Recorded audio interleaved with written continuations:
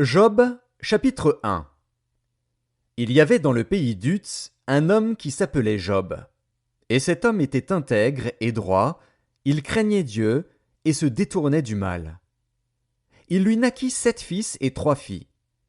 Il possédait 7 000 brebis, 3 000 chameaux, 500 paires de bœufs, 500 ânesses et un très grand nombre de serviteurs.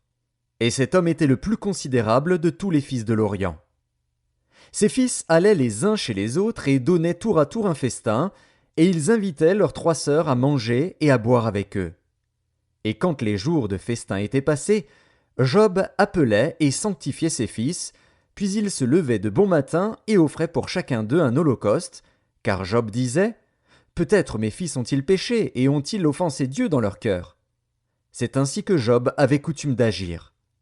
Or, les fils de Dieu vinrent un jour se présenter devant l'Éternel, et Satan vint aussi au milieu d'eux. L'Éternel dit à Satan: D'où viens-tu? Et Satan répondit à l'Éternel: De parcourir la terre et de m'y promener.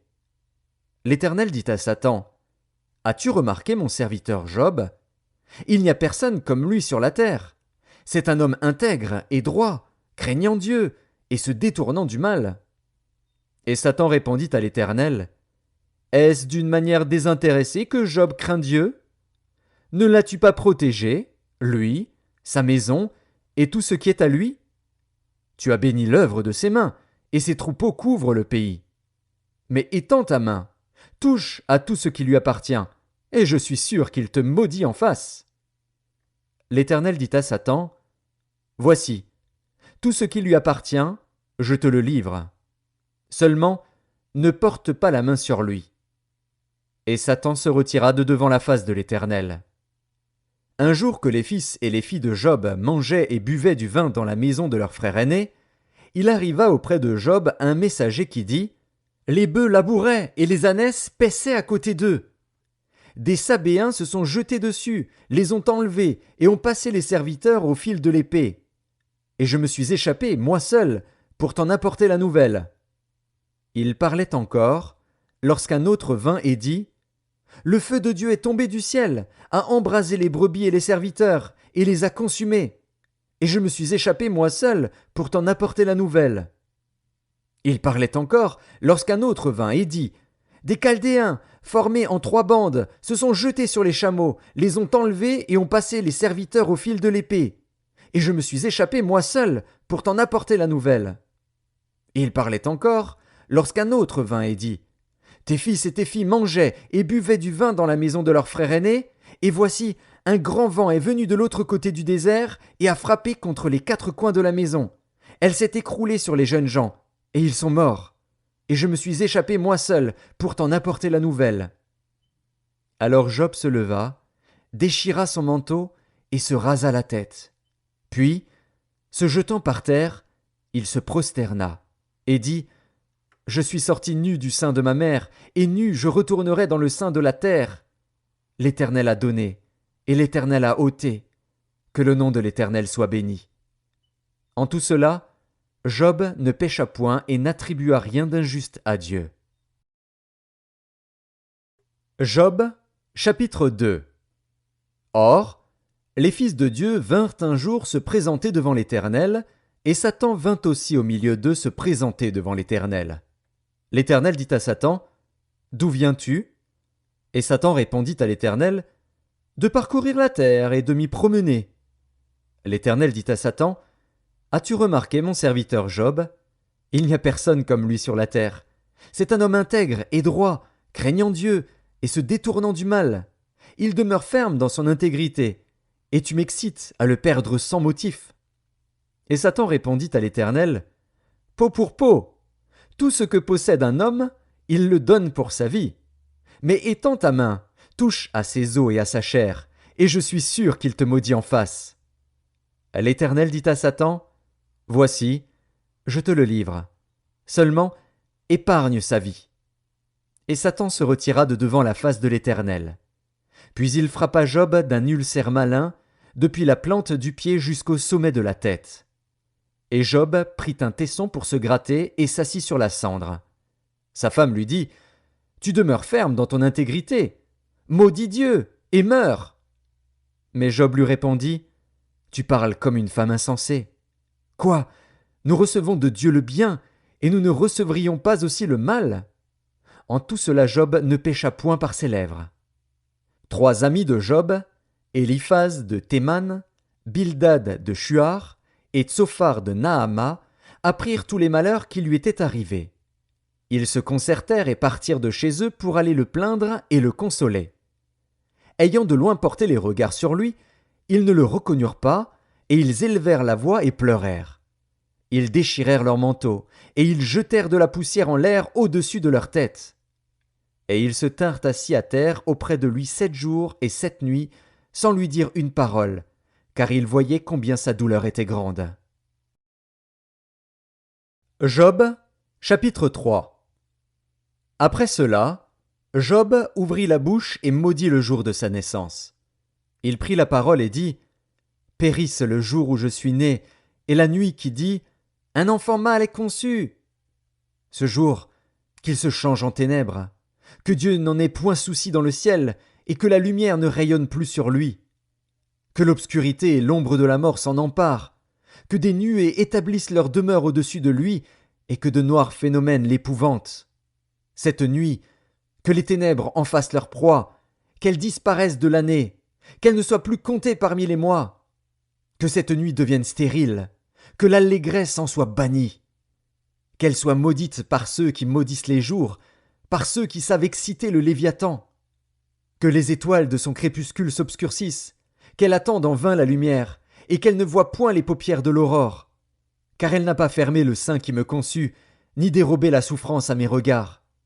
Pourquoi ne suis-je pas mort dans le ventre de ma mère? Pourquoi n'ai-je pas expiré au sortir de ses entrailles? Pourquoi ai-je trouvé des genoux pour me recevoir, et des mamelles pour m'allaiter? Je serai couché maintenant, je serai tranquille, je dormirai, je reposerai, avec les rois et les grands de la terre qui se bâtirent des mausolées, avec les princes qui avaient de l'or, et qui remplirent d'argent leurs demeures. Où je n'existerai pas, je serai comme un avorton caché, comme des enfants qui n'ont pas vu la lumière. Là ne s'agitent plus les méchants, et là se reposent ceux qui sont fatigués et sans force. Les captifs sont tous en paix, ils n'entendent pas la voix de l'oppresseur. Le petit et le grand sont là, et l'esclave n'est plus soumis à son maître. Pourquoi donne-t-il la lumière à celui qui souffre, et la vie à ceux qui ont l'amertume dans l'âme, qui espèrent en vain la mort, et qui la convoitent plus qu'un trésor, qui seraient transportés de joie et saisis d'allégresse s'ils trouvaient le tombeau? À l'homme qui ne sait où aller, et que Dieu cerne de toutes parts. Mes soupirs sont ma nourriture, et mes cris se répandent comme l'eau. Ce que je crains, c'est ce qui m'arrive. Ce que je redoute, c'est ce qui m'atteint. Je n'ai ni tranquillité, ni paix, ni repos, et le trouble s'est emparé de moi. Job, chapitre 4. Éliphaz de Théman prit la parole et dit, Si nous osons ouvrir la bouche, en seras-tu peiné? Mais qui pourrait garder le silence? Voici, tu as souvent enseigné les autres, tu as fortifié les mains languissantes, tes paroles ont relevé ceux qui chancelaient, tu as affermi les genoux qui pliaient. Et maintenant qu'il s'agit de toi, tu faiblis. Maintenant que tu es atteint, tu te troubles. Ta crainte de Dieu n'est-elle pas ton soutien? Ton espérance, n'est-ce pas ton intégrité? Cherche dans ton souvenir. Quel est l'innocent qui a péri? Quels sont les justes qui ont été exterminés? Pour moi, je l'ai vu, ceux qui labourent l'iniquité et qui sèment l'injustice en moissonnent les fruits. Ils périssent par le souffle de Dieu, ils sont consumés par le vent de sa colère, le rugissement des lions prend fin, les dents des lionceaux sont brisées, le lion périt faute de proie, et les petits de la lionne se dispersent. Une parole est arrivée furtivement jusqu'à moi, et mon oreille en a recueilli les sons légers. Au moment où les visions de la nuit agitent la pensée, quand les hommes sont livrés à un profond sommeil, je fus saisi de frayeur et d'épouvante, et tous mes os tremblèrent. Un esprit passa près de moi. Tous mes cheveux se hérissèrent. Une figure d'un aspect inconnu était devant mes yeux, et j'entendis une voix qui murmurait doucement « L'homme serait-il juste devant Dieu? Serait-il pur devant celui qui l'a fait? Si Dieu n'a pas confiance en ses serviteurs, s'il trouve de la folie chez ses anges, combien plus chez ceux qui habitent des maisons d'argile, qui tirent leur origine de la poussière et qui peuvent être écrasés comme un vermisseau. Du matin au soir ils sont brisés, ils périssent pour toujours, et nul n'y prend garde. Le fil de leur vie est coupé, ils meurent, et ils n'ont pas acquis la sagesse. Job, chapitre 5. Crie maintenant, qui te répondra? Auquel des saints t'adresseras-tu? L'insensé périt dans sa colère, le fou meurt dans ses emportements. J'ai vu l'insensé prendre racine, puis soudain j'ai maudit sa demeure. Plus de prospérité pour ses fils. Ils sont foulés à la porte, et personne qui les délivre. Sa moisson est dévorée par des affamés, qui viennent l'enlever jusque dans les épines, et ses biens sont engloutis par des hommes altérés. Le malheur ne sort pas de la poussière, et la souffrance ne germe pas du sol. L'homme naît pour souffrir, comme l'étincelle pour voler. Pour moi, j'aurai recours à Dieu, et c'est à Dieu que j'exposerai ma cause. Il fait des choses grandes et insondables, des merveilles sans nombre. Il répand la pluie sur la terre, et envoie l'eau sur les campagnes. Il relève les humbles, et délivre les affligés. Il anéantit les projets des hommes rusés, et leurs mains ne peuvent les accomplir. Il prend les sages dans leur propre ruse, et les desseins des hommes artificieux sont renversés. Il rencontre les ténèbres au milieu du jour, il tâtonne en plein midi comme dans la nuit. Ainsi Dieu protège le faible contre leurs menaces, et le sauve de la main des puissants. Et l'espérance soutient le malheureux, mais l'iniquité ferme la bouche. Heureux l'homme que Dieu châtie. Ne méprise pas la correction du Tout-Puissant. Il fait la plaie, et il la bande. Il blesse, et sa main guérit. 6 fois il te délivrera de l'angoisse, et 7 fois le mal ne t'atteindra pas. Il te sauvera de la mort pendant la famine, et des coups de glaive pendant la guerre. Tu seras à l'abri du fléau de la langue, tu seras sans crainte quand viendra la dévastation. Tu te riras de la dévastation comme de la famine, et tu n'auras pas à redouter les bêtes de la terre. Car tu feras alliance avec les pierres des champs, et les bêtes de la terre seront en paix avec toi. Tu jouiras du bonheur sous ta tente, tu retrouveras tes troupeaux complets, tu verras ta postérité s'accroître, et tes rejetons se multiplier comme l'herbe des champs. Tu entreras au sépulcre dans la vieillesse, comme on emporte une gerbe en son temps. Voilà ce que nous avons reconnu. Voilà ce qui est. À toi d'entendre et de mettre à profit. Job, chapitre 6. Job prit la parole et dit : Oh, s'il était possible de peser ma douleur, et si toutes mes calamités étaient sur la balance, elles seraient plus pesantes que le sable de la mer. Voilà pourquoi mes paroles vont jusqu'à la folie. Car les flèches du Tout-Puissant m'ont percé, et mon âme en suce le venin. Les terreurs de Dieu se rangent en bataille contre moi. L'âne sauvage crie-t-il auprès de l'herbe tendre? Le bœuf mugit-il auprès de son fourrage? Peut-on manger ce qui est fade et sans sel? Y a-t-il de la saveur dans le blanc d'un œuf? Ce que je voudrais ne pas toucher, c'est là ma nourriture, si dégoûtante soit-elle. Puisse mon vœu s'accomplir, et Dieu veuille réaliser mon espérance. Qu'il plaise à Dieu de m'écraser, qu'il étende sa main et qu'il m'achève. Il me restera du moins une consolation, une joie dans les maux dont il m'accable. Jamais je n'ai transgressé les ordres du Saint. Pourquoi espérer quand je n'ai plus de force? Pourquoi attendre quand ma fin est certaine? Ma force est-elle une force de pierre? Mon corps est-il d'airain? Ne suis-je pas sans ressources, et le salut n'est-il pas loin de moi? Celui qui souffre a droit à la compassion de son ami, même quand il abandonnerait la crainte du Tout-Puissant. Mes frères sont perfides comme un torrent, comme le lit des torrents qui disparaissent. Les glaçons en troublent le cours, la neige s'y précipite. Viennent les chaleurs, et ils tarissent, les feux du soleil, et leur lit demeure à sec. Les caravanes se détournent de leur chemin, s'enfoncent dans le désert, et périssent. Les caravanes de Théma fixent le regard. Les voyageurs de Séba sont pleins d'espoir. Ils sont honteux d'avoir eu confiance. Ils restent confondus quand ils arrivent. Ainsi, vous êtes comme si vous n'existiez pas. Vous voyez mon angoisse, et vous en avez horreur. Vous ai-je dit, donnez-moi quelque chose, faites en ma faveur des présents avec vos biens, délivrez-moi de la main de l'ennemi, rachetez-moi de la main des méchants. Instruisez-moi, et je me tairai. Faites-moi comprendre en quoi j'ai péché. Que les paroles vraies sont persuasives, mais que prouvent vos remontrances? Voulez-vous donc blâmer ce que j'ai dit et ne voir que du vent dans les discours d'un désespéré? Vous accablez un orphelin, vous persécutez votre ami. Regardez-moi, je vous prie. Vous mentirai-je en face? Revenez, ne soyez pas injuste. Revenez et reconnaissez mon innocence. Y a-t-il de l'iniquité sur ma langue? Et ma bouche ne discerne-t-elle pas le mal? Job, chapitre 7. Le sort de l'homme sur la terre est celui d'un soldat, et ses jours sont ceux d'un mercenaire. Comme l'esclave soupire après l'ombre, comme l'ouvrier attend son salaire, ainsi j'ai pour partage des mois de douleur, j'ai pour mon lot des nuits de souffrance. Je me couche et je dis, quand me lèverai-je? Quand finira la nuit? Et je suis rassasié d'agitation jusqu'au point du jour. Mon corps se couvre de verre et d'une croûte terreuse, ma peau se crevasse et se dissout. Mes jours sont plus rapides que la navette du tisserand, ils s'évanouissent.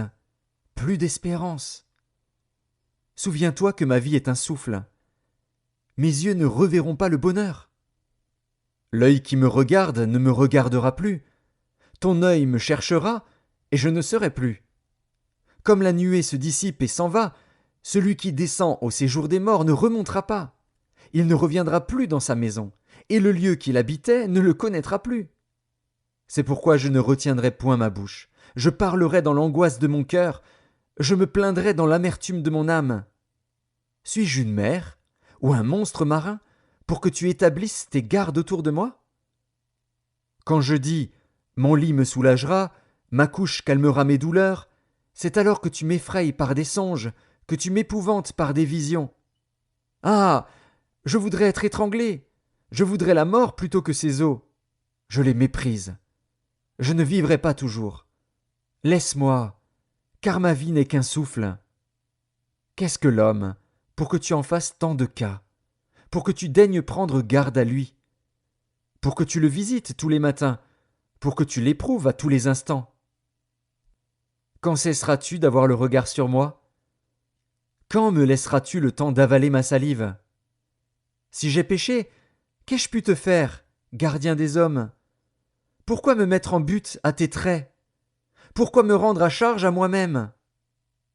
Que ne pardonnes-tu mon péché, et que n'oublies-tu mon iniquité? Car je vais me coucher dans la poussière. Tu me chercheras, et je ne serai plus. Job, chapitre 8. Bildad de Shuar prit la parole et dit: Jusqu'à quand veux-tu discourir de la sorte? Et les paroles de ta bouche seront-elles un vent impétueux? Dieu renverserait-il le droit? Le Tout-Puissant renverserait-il la justice? Si tes fils ont péché contre lui, il les a livrés à leurs péchés. Mais toi, si tu as recours à Dieu, si tu implores le Tout-Puissant, si tu es juste et droit, certainement alors il veillera sur toi et rendra le bonheur à ton innocente demeure. Ton ancienne prospérité semblera peu de chose, celle qui t'est réservée sera bien plus grande. Interroge ceux des générations passées, sois attentif à l'expérience de leur père. Car nous sommes d'hier, et nous ne savons rien, nos jours sur la terre ne sont qu'une ombre. Ils t'instruiront, ils te parleront, ils tireront de leur cœur ces sentences. Le jonc croît-il sans marais? Le roseau croît-il sans humidité? Encore vert et sans qu'on le coupe, il sèche plus vite que toutes les herbes. Ainsi arrive-t-il à tous ceux qui oublient Dieu, et l'espérance de l'impie périra. Son assurance est brisée, son soutien est une toile d'araignée. Il s'appuie sur sa maison, et elle n'est pas ferme. Il s'y cramponne, et elle ne résiste pas. Dans toute sa vigueur, en plein soleil, il étend ses rameaux sur son jardin. Il entrelace ses racines parmi les pierres, il pénètre jusque dans les murailles. L'arrache-t-on du lieu qu'il occupe? Ce lieu le renie. Je ne t'ai point connu. Tels sont les délices que ces voix lui procurent. Puis sur le même sol, d'autres s'élèvent après lui. Non, Dieu ne rejette point l'homme intègre, et il ne protège point les méchants. Il remplira ta bouche de cris de joie, et tes lèvres de chants d'allégresse. Tes ennemis seront couverts de honte. La tente des méchants disparaîtra. Job, chapitre 9. Job prit la parole et dit : Je sais bien qu'il en est ainsi. Comment l'homme serait-il juste devant Dieu?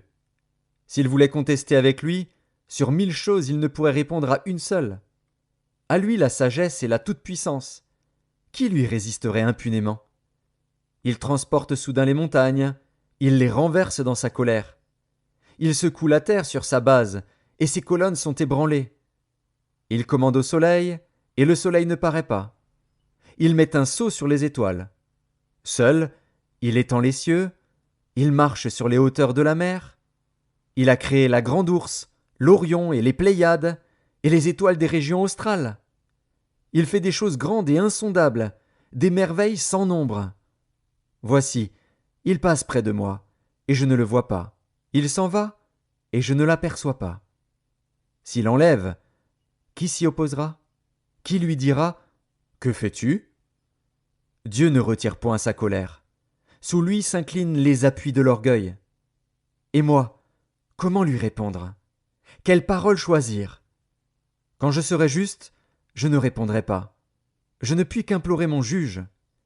Et quand il m'exaucerait, si je l'invoque, je ne croirais pas qu'il eût écouté ma voix, lui qui m'assaille comme par une tempête, qui multiplie sans raison mes blessures, qui ne me laisse pas respirer, qui me rassasie d'amertume. Recourir à la force? Il est tout-puissant. À la justice? Qui me fera comparaître? Suis-je juste? Ma bouche me condamnera. Suis-je innocent? Il me déclarera coupable. Innocent. Je le suis. Mais je ne tiens pas à la vie. Je méprise mon existence. Qu'importe après tout, car, j'ose le dire, il détruit l'innocent comme le coupable. Si du moins le fléau donnait soudain la mort. Mais il se rit des épreuves de l'innocent.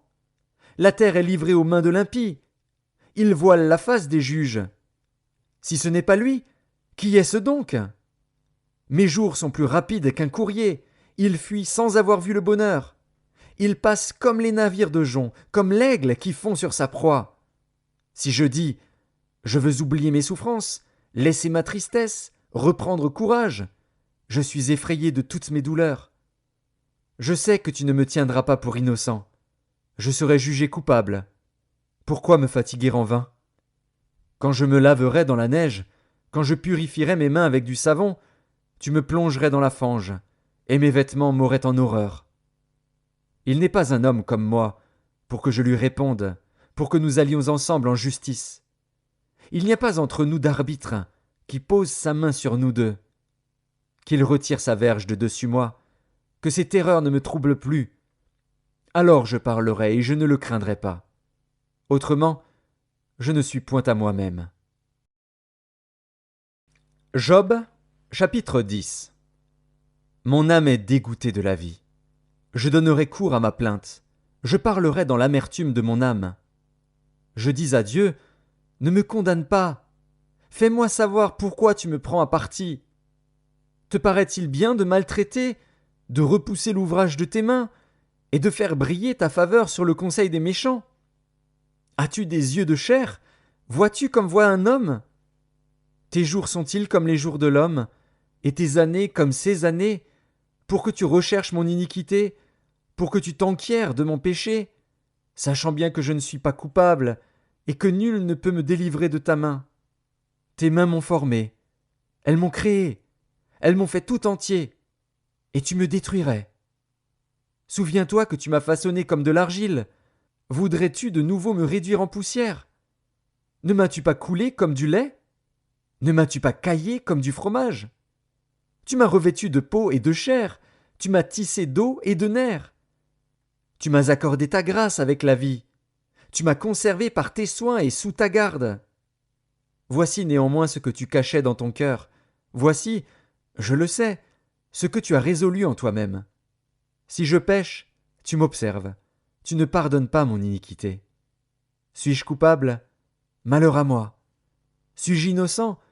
Je n'ose lever la tête, rassasié de honte et absorbé dans ma misère. Et si j'ose la lever, tu me poursuis comme un lion, tu me frappes encore par des prodiges. Tu m'opposes de nouveaux témoins, tu multiplies tes fureurs contre moi, tu m'assailles d'une succession de calamités. Pourquoi m'as-tu fait sortir du sein de ma mère? Je serais mort, et aucun œil ne m'aurait vu. Je serais comme si je n'eusse pas existé, et j'aurais passé du ventre de ma mère au sépulcre. Mes jours ne sont-ils pas en petit nombre? Qu'il me laisse, qu'il se retire de moi, et que je respire un peu, avant que je m'en aille, pour ne plus revenir, dans le pays des ténèbres et de l'ombre de la mort, pays d'une obscurité profonde, où règne l'ombre de la mort et la confusion, et où la lumière est semblable aux ténèbres. Job, chapitre 11. Tsophar de Naama prit la parole et dit: Cette multitude de paroles ne trouvera-t-elle point de réponse, et suffira-t-il d'être un discoureur pour avoir raison? Tes vains propos feront-ils taire les gens? Te moqueras-tu, sans que personne te confonde? Tu dis: Ma manière de voir est juste, et je suis pur à tes yeux. Oh! Si Dieu voulait parler, s'il ouvrait les lèvres pour te répondre, et s'il te révélait les secrets de sa sagesse, de son immense sagesse, tu verrais alors qu'il ne te traite pas selon ton iniquité. Prétends-tu sonder les pensées de Dieu, parvenir à la connaissance parfaite du Tout-Puissant? Elle est aussi haute que les cieux. Que feras-tu? Plus profonde que le séjour des morts. Que sauras-tu? La mesure en est plus longue que la terre. Elle est plus large que la mer.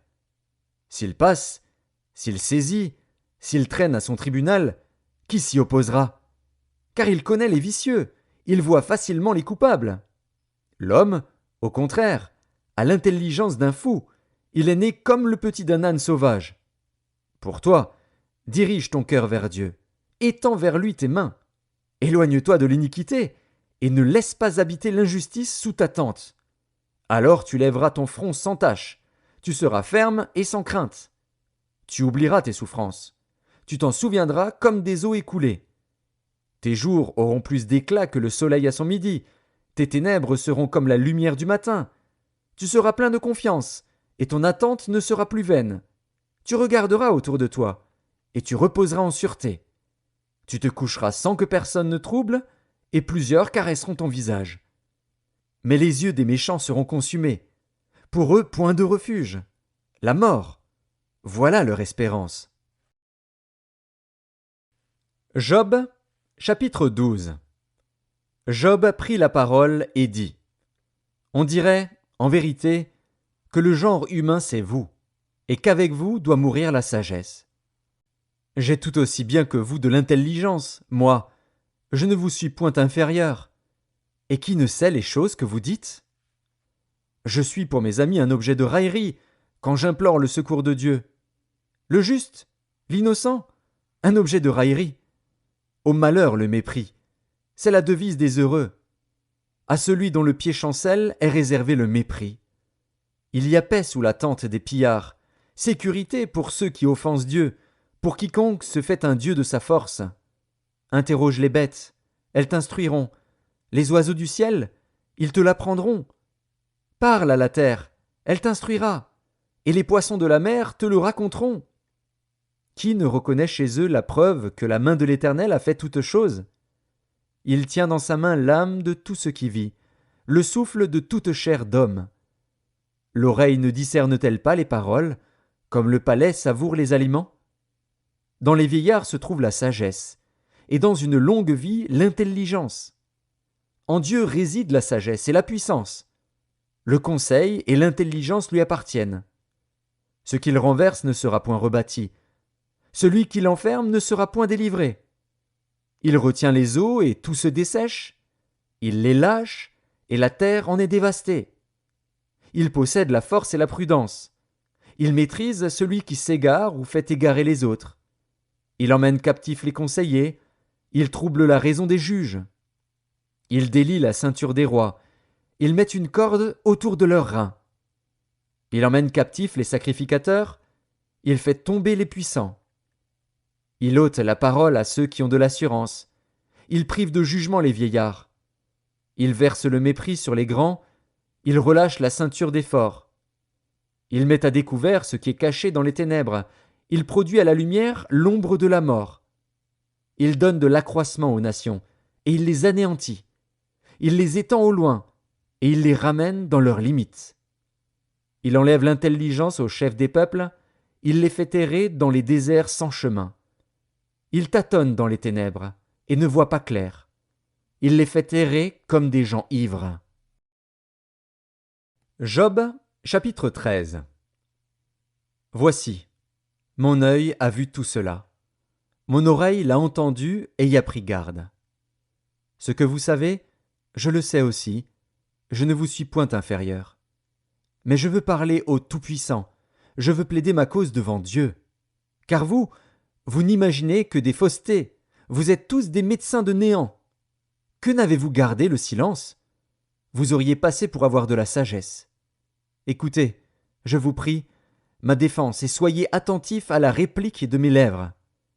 Direz-vous en faveur de Dieu ce qui est injuste, et pour le soutenir, allégrez-vous des faussetés? Voulez-vous avoir égard à sa personne? Voulez-vous plaider pour Dieu? S'il vous sonde, vous approuvera-t-il? Ou le tromperez-vous comme on trompe un homme? Certainement il vous condamnera, si vous n'agissez en secret que par égard pour sa personne. Sa majesté ne vous épouvantera-t-elle pas? Sa terreur ne tombera-t-elle pas sur vous? Vos sentences sont des sentences de cendre, vos retranchements sont des retranchements de boue. Taisez-vous, laissez-moi, je veux parler. Il m'en arrivera ce qu'il pourra. Pourquoi saisirais-je ma chair entre les dents? J'exposerais plutôt ma vie. Voici, il me tuera, je n'ai rien à espérer, mais devant lui je défendrai ma conduite. Cela même peut servir à mon salut, car un impie n'ose paraître en sa présence.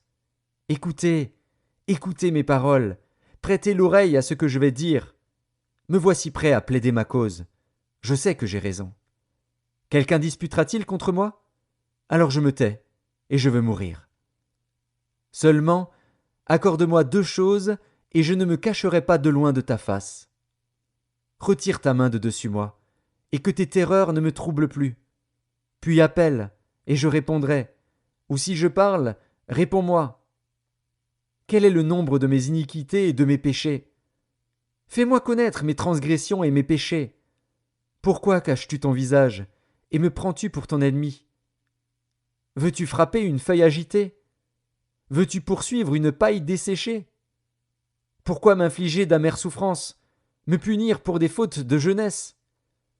Pourquoi mettre mes pieds dans les ceps, surveiller tous mes mouvements, tracer une limite à mes pas, quand mon corps tombe en pourriture, comme un vêtement que dévore la teigne?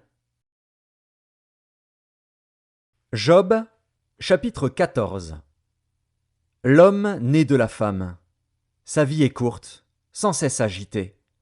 Il naît, il est coupé comme une fleur, il fuit et disparaît comme une ombre. Et c'est sur lui que tu as l'œil ouvert, et tu me fais aller en justice avec toi. Comment d'un être souillé sortira-t-il un homme pur? Il n'en peut sortir aucun. Si ses jours sont fixés, si tu as compté ses mois, si tu en as marqué le terme qu'il ne saurait franchir, détourne de lui les regards et donne-lui du relâche, pour qu'il ait au moins la joie du mercenaire à la fin de sa journée. Un arbre a de l'espérance. Quand on le coupe, il repousse, il produit encore des rejetons. Quand sa racine a vieilli dans la terre, quand son tronc meurt dans la poussière, il reverdit à l'approche de l'eau, il pousse des branches comme une jeune plante. Mais l'homme meurt, et il perd sa force. L'homme expire. Et où est-il? Les eaux des lacs s'évanouissent, les fleuves tarissent et se dessèchent. Ainsi l'homme se couche et ne se relèvera plus. Il ne se réveillera pas tant que les cieux subsisteront, il ne sortira pas de son sommeil. Oh! Si tu voulais me cacher dans le séjour des morts, m'y tenir à couvert jusqu'à ce que ta colère fût passée, et me fixer un terme auquel tu te souviendras de moi. Si l'homme, une fois mort, pouvait revivre, j'aurais de l'espoir tout le temps de mes souffrances, jusqu'à ce que mon état vînt à changer. Tu appellerais alors, et je te répondrais, Tu languirais après l'ouvrage de tes mains. Mais aujourd'hui tu comptes mes pas, tu as l'œil sur mes péchés. Mes transgressions sont scellées en un faisceau, et tu imagines des iniquités à ma charge. La montagne s'écroule et périt, le rocher disparaît de sa place, la pierre est broyée par les eaux, et la terre emportée par leur courant. Ainsi tu détruis l'espérance de l'homme. Tu es sans cesse à l'assaillir, et il s'en va. Tu le défigures, puis tu le renvoies. Que ses fils soient honorés, il n'en sait rien. Qu'il soit dans l'abaissement, il l'ignore. C'est pour lui seul qu'il éprouve de la douleur en son corps. C'est pour lui seul qu'il ressent de la tristesse en son âme. Job, chapitre 15. Éliphaz de Théman prit la parole et dit : Le sage répond-il par un vain savoir ? Se gonfle-t-il la poitrine du vent d'Orient ?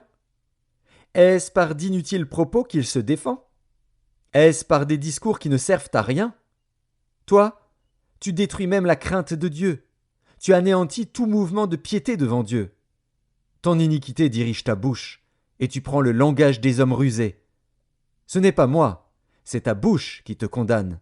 Ce sont tes lèvres qui déposent contre toi. Es-tu né le premier des hommes ? As-tu été enfanté avant les collines ? As-tu reçu les confidences de Dieu ? As-tu dérobé la sagesse à ton profit ? Que sais-tu que nous ne sachions pas ? Quelle connaissance as-tu que nous n'ayons pas ? Il y a parmi nous des cheveux blancs, des vieillards, plus riches de jours que ton père. Tiens-tu pour peu de choses les consolations de Dieu et les paroles qui doucement se font entendre à toi ? Où ton cœur t'entraîne-t-il ? Et que signifie ce roulement de tes yeux ? Quoi ? C'est contre Dieu que tu tournes ta colère et que ta bouche exhale de pareils discours. Qu'est-ce que l'homme pour qu'il soit pur ? Celui qui est né de la femme peut-il être juste ? Si Dieu n'a pas confiance en ses saints, si les cieux ne sont pas purs devant lui, combien moins l'être abominable et pervers, l'homme qui boit l'iniquité comme l'eau ? Je vais te parler, écoute-moi. Je raconterai ce que j'ai vu, ce que les sages ont fait connaître, ce qu'ils ont révélé, l'ayant appris de leur père. À eux seuls appartenait le pays, et parmi eux nul étranger n'était encore venu. Le méchant passe dans l'angoisse tous les jours de sa vie, toutes les années qui sont le partage de l'impie. La voix de la terreur retentit à ses oreilles. Au sein de la paix, le dévastateur va fondre sur lui. Il n'espère pas échapper aux ténèbres, il voit l'épée qui le menace. Il court çà et là pour chercher du pain, il sait que le jour des ténèbres l'attend. La détresse et l'angoisse l'épouvantent, elles l'assaillent comme un roi prêt à combattre. Car il a levé la main contre Dieu, il a bravé le Tout-Puissant. Il a eu l'audace de courir à lui sous le dos épais de ses boucliers. Il avait le visage couvert de graisse, les flancs chargés d'embonpoint. Et il habite des villes détruites, des maisons abandonnées, sur le point de tomber en ruine. Il ne s'enrichira plus, sa fortune ne se relèvera pas, sa prospérité ne s'étendra plus sur la terre. Il ne pourra se dérober aux ténèbres, la flamme consumera ses rejetons, et Dieu le fera périr par le souffle de sa bouche. S'il a confiance dans le mal, il se trompe, car le mal sera sa récompense. Elle arrivera avant le terme de ses jours, et son rameau ne verdira plus. Il sera comme une vigne dépouillée de ses fruits encore verts, comme un olivier dont on a fait tomber les fleurs. La maison de l'impie deviendra stérile, et le feu dévorera la tente de l'homme corrompu. Il conçoit le mal, et il enfante le mal. Il mûrit dans son sein des fruits qui le trompent. Job, chapitre 16. Job prit la parole et dit : J'ai souvent entendu pareille chose. Vous êtes tous des consolateurs fâcheux. Quand finiront ces discours en l'air ? Pourquoi cette irritation dans tes réponses ? Moi aussi, je pourrais parler comme vous, si vous étiez à ma place. Je vous accablerais de paroles, je secouerais sur vous la tête, je vous fortifierais de la bouche, je remuerais les lèvres pour vous soulager. Si je parle, mes souffrances ne seront point calmées. Si je me tais, en quoi seront-elles moindres ? Maintenant, hélas, il m'a épuisé. Tu as ravagé toute ma maison. Tu m'as saisi pour témoigner contre moi. Ma maigreur se lève et m'accuse en face. Il me déchire et me poursuit dans sa fureur. Il grince des dents contre moi. Il m'attaque et me perce de son regard. Ils ouvrent la bouche pour me dévorer. Ils m'insultent et me frappent les joues. Ils s'acharnent tous après moi. Dieu me livre à la merci des impies. Il me précipite entre les mains des méchants. J'étais tranquille, et il m'a secoué. Il m'a saisi par la nuque et m'a brisé. Il a tiré sur moi comme à un but. Ses traits m'environnent de toutes parts. Il me perce les reins sans pitié. Il répand ma bile sur la terre. Il me fait brèche sur brèche. Il fond sur moi comme un guerrier. J'ai cousu un sac sur ma peau. J'ai roulé ma tête dans la poussière. Les pleurs ont altéré mon visage. L'ombre de la mort est sur mes paupières. Je n'ai pourtant commis aucune violence, et ma prière fut toujours pure. Ô terre, ne couvre point mon sang, et que mes cris prennent librement leur essor. Déjà maintenant, mon témoin est dans le ciel, mon témoin est dans les lieux élevés. Mes amis se jouent de moi. C'est Dieu que j'implore avec larmes. Puisse-t-il donner à l'homme raison contre Dieu, et au Fils de l'homme contre ses amis? Car le nombre de mes années touche à son terme, et je m'en irai par un sentier d'où je ne reviendrai pas. Job, chapitre 17. Mon souffle se perd, mes jours s'éteignent, le sépulcre m'attend. Je suis environné de moqueurs, et mon œil doit contempler leurs insultes. Sois auprès de toi-même ma caution, autrement, qui répondrait pour moi? Car tu as fermé leur cœur à l'intelligence, aussi ne les laisseras-tu pas triompher. On invite ses amis au partage du butin, et l'on a des enfants dont les yeux se consument. Il m'a rendu la fable des peuples, et ma personne est un objet de mépris. Mon œil est obscurci par la douleur, tous mes membres sont comme une ombre. Les hommes droits en sont stupéfaits, et l'innocent se soulève contre l'impie. Le juste néanmoins demeure ferme dans sa voie. Celui qui a les mains pures se fortifie de plus en plus. Mais vous tous, revenez à vos mêmes discours, et je ne trouverai pas un sage parmi vous. Quoi? Mes jours sont passés, mes projets sont anéantis, les projets qui remplissaient mon cœur. Et ils prétendent que la nuit c'est le jour, que la lumière est proche quand les ténèbres sont là. C'est le séjour des morts que j'attends pour demeure, c'est dans les ténèbres que je dresserai ma couche.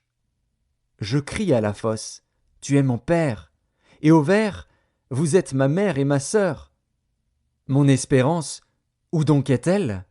Mon espérance, qui peut la voir? Elle descendra vers les portes du séjour des morts, quand nous irons ensemble reposer dans la poussière. Job, chapitre 18. Bildad de Shuar prit la parole et dit: Quand mettrez-vous un terme à ces discours? Ayez de l'intelligence, puis nous parlerons. Pourquoi sommes-nous regardés comme des bêtes? Pourquoi ne sommes-nous à vos yeux que des brutes? Ô toi qui te déchires dans ta fureur, faut-il à cause de toi que la terre devienne déserte? Faut-il que les rochers disparaissent de leur place? La lumière du méchant s'éteindra, et la flamme qui en jaillit cessera de briller. La lumière s'obscurcira sous sa tente, et sa lampe au-dessus de lui s'éteindra. Ses pas assurés seront à l'étroit, malgré ses efforts, il tombera. Car il met les pieds sur un filet, il marche dans les mailles. Il est saisi au piège par le talon, et le filet s'empare de lui. Le cordeau est caché dans la terre, et la trappe est sur son sentier. Des terreurs l'assiègent, l'entourent, le poursuivent par derrière.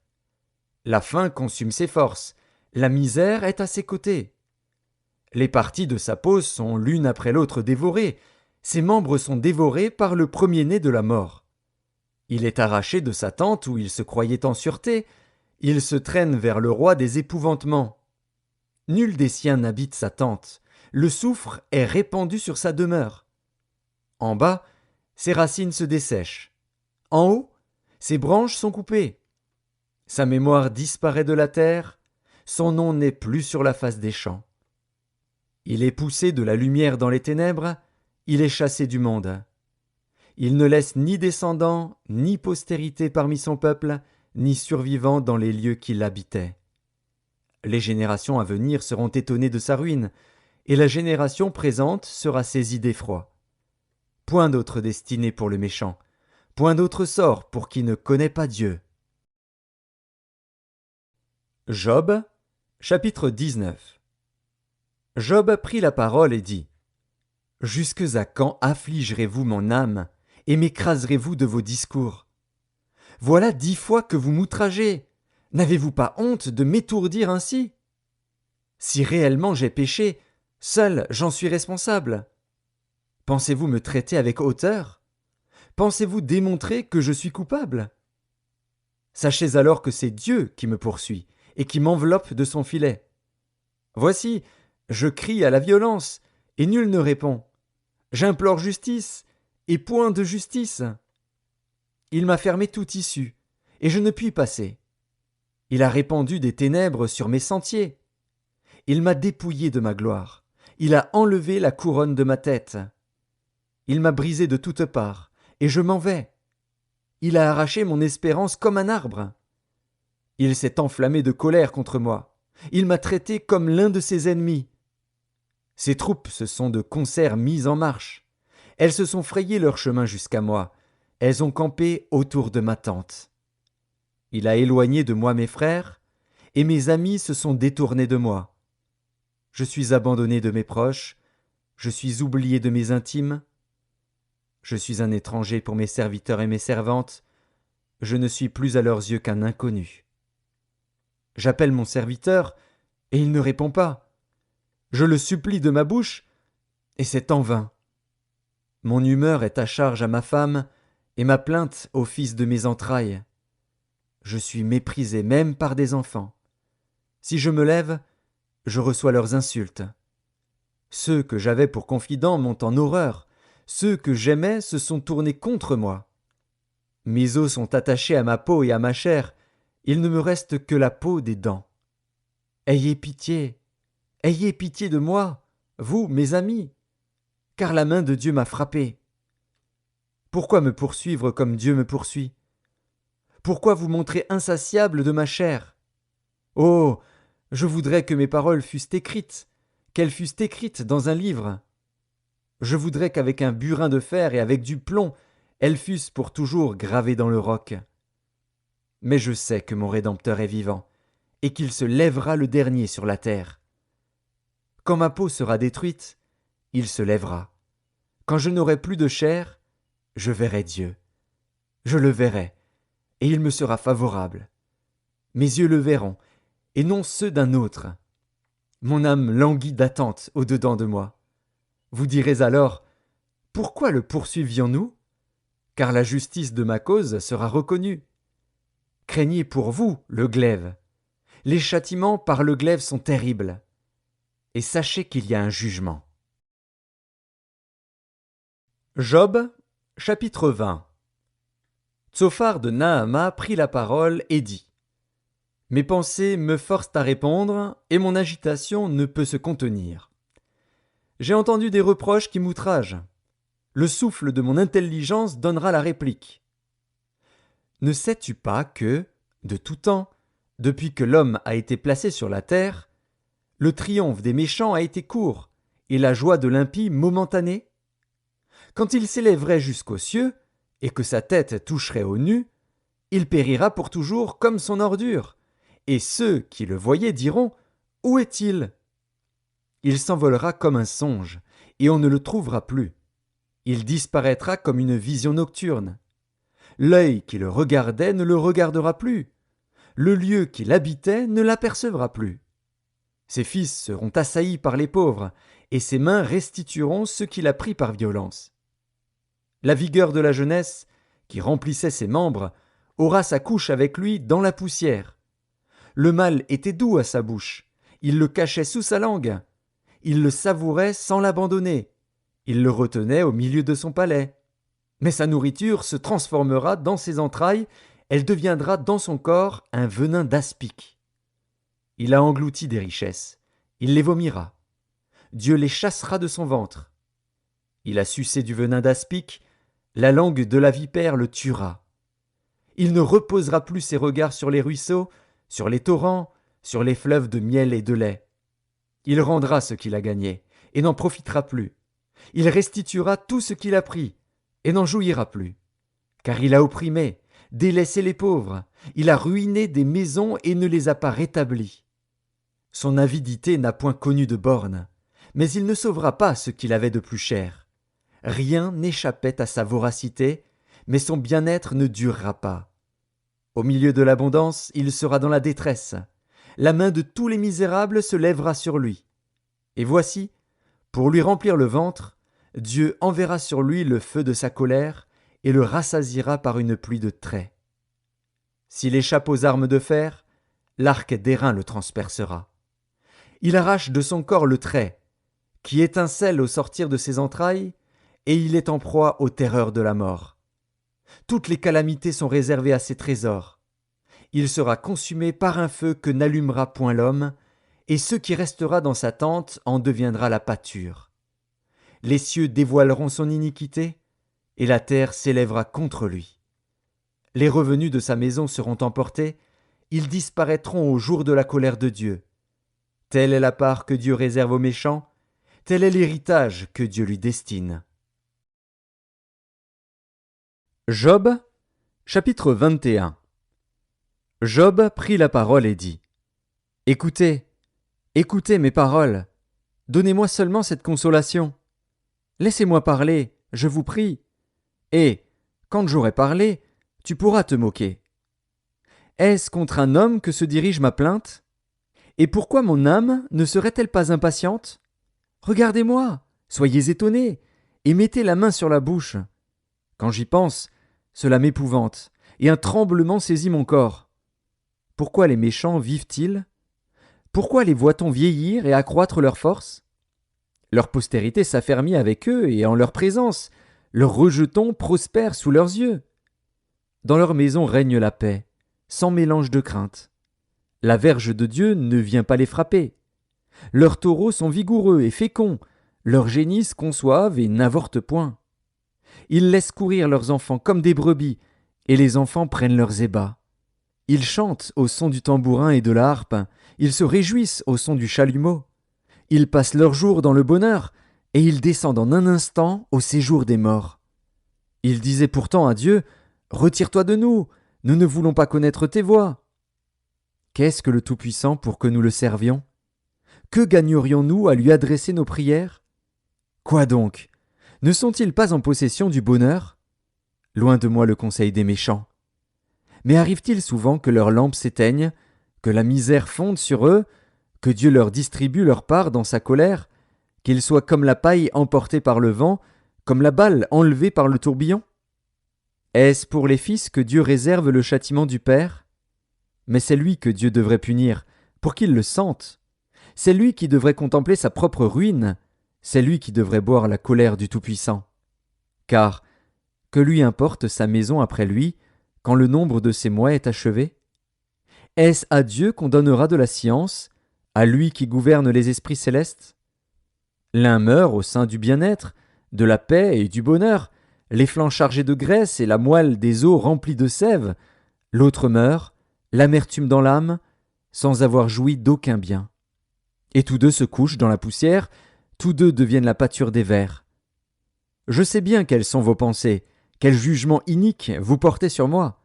Vous dites : Où est la maison de l'homme puissant ? Où est la tente qu'habitaient les impies ? Mais quoi ? N'avez-vous point interrogé les voyageurs, et voulez-vous méconnaître ce qu'ils prouvent ? Au jour du malheur, le méchant est épargné. Au jour de la colère, il échappe. Qui lui reproche en face sa conduite ? Qui lui rend ce qu'il a fait ? Il est porté dans un sépulcre, et il veille encore sur sa tombe.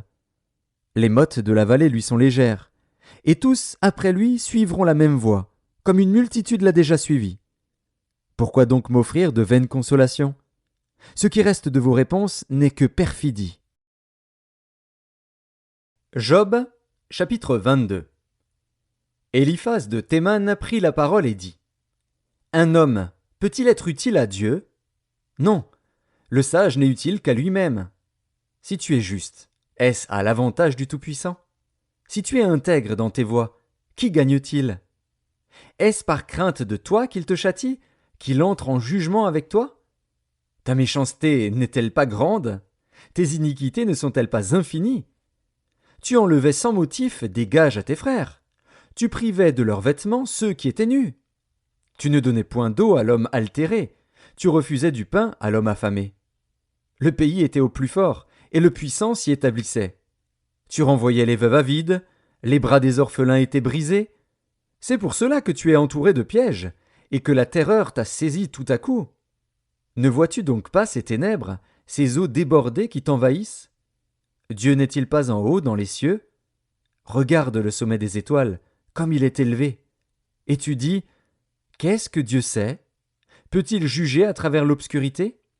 Les nuées l'enveloppent, et il ne voit rien, il ne parcourt que la voûte des cieux. Et quoi? Tu voudrais prendre l'ancienne route qu'ont suivie les hommes d'iniquité? Ils ont été emportés avant le temps. Ils ont eu la durée d'un torrent qui s'écoule. Ils disaient à Dieu, retire-toi de nous. Que peut faire pour nous le Tout-Puissant? Dieu cependant avait rempli de bien leur maison. Loin de moi le conseil des méchants. Les justes, témoins de leur chute, se réjouiront, et l'innocent se moquera d'eux. Voilà nos adversaires anéantis. Voilà leur richesse dévorée par le feu.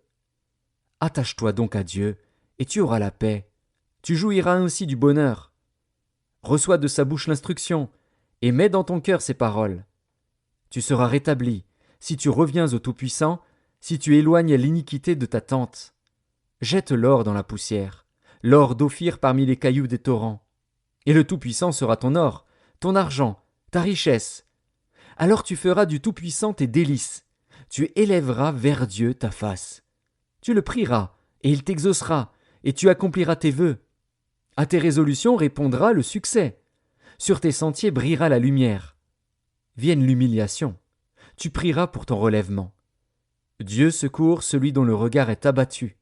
Il délivrera même le coupable, qui devra son salut à la pureté de tes mains. Job, chapitre 23.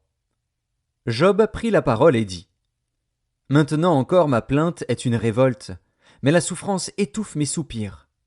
Oh! Si je savais où le trouver, si je pouvais arriver jusqu'à son trône, je plaiderais ma cause devant lui, je remplirais ma bouche d'arguments, je connaîtrais ce qu'il peut avoir à répondre, je verrais ce qu'il peut avoir à me dire. Emploierait-il toute sa force à me combattre?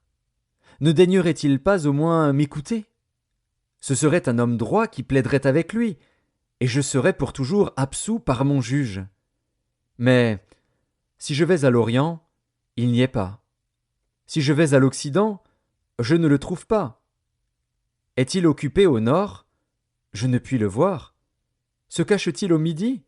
Je ne puis le découvrir. Il sait néanmoins quelle voie j'ai suivie, et s'il m'éprouvait, je sortirais pur comme l'or. Mon pied s'est attaché à ses pas.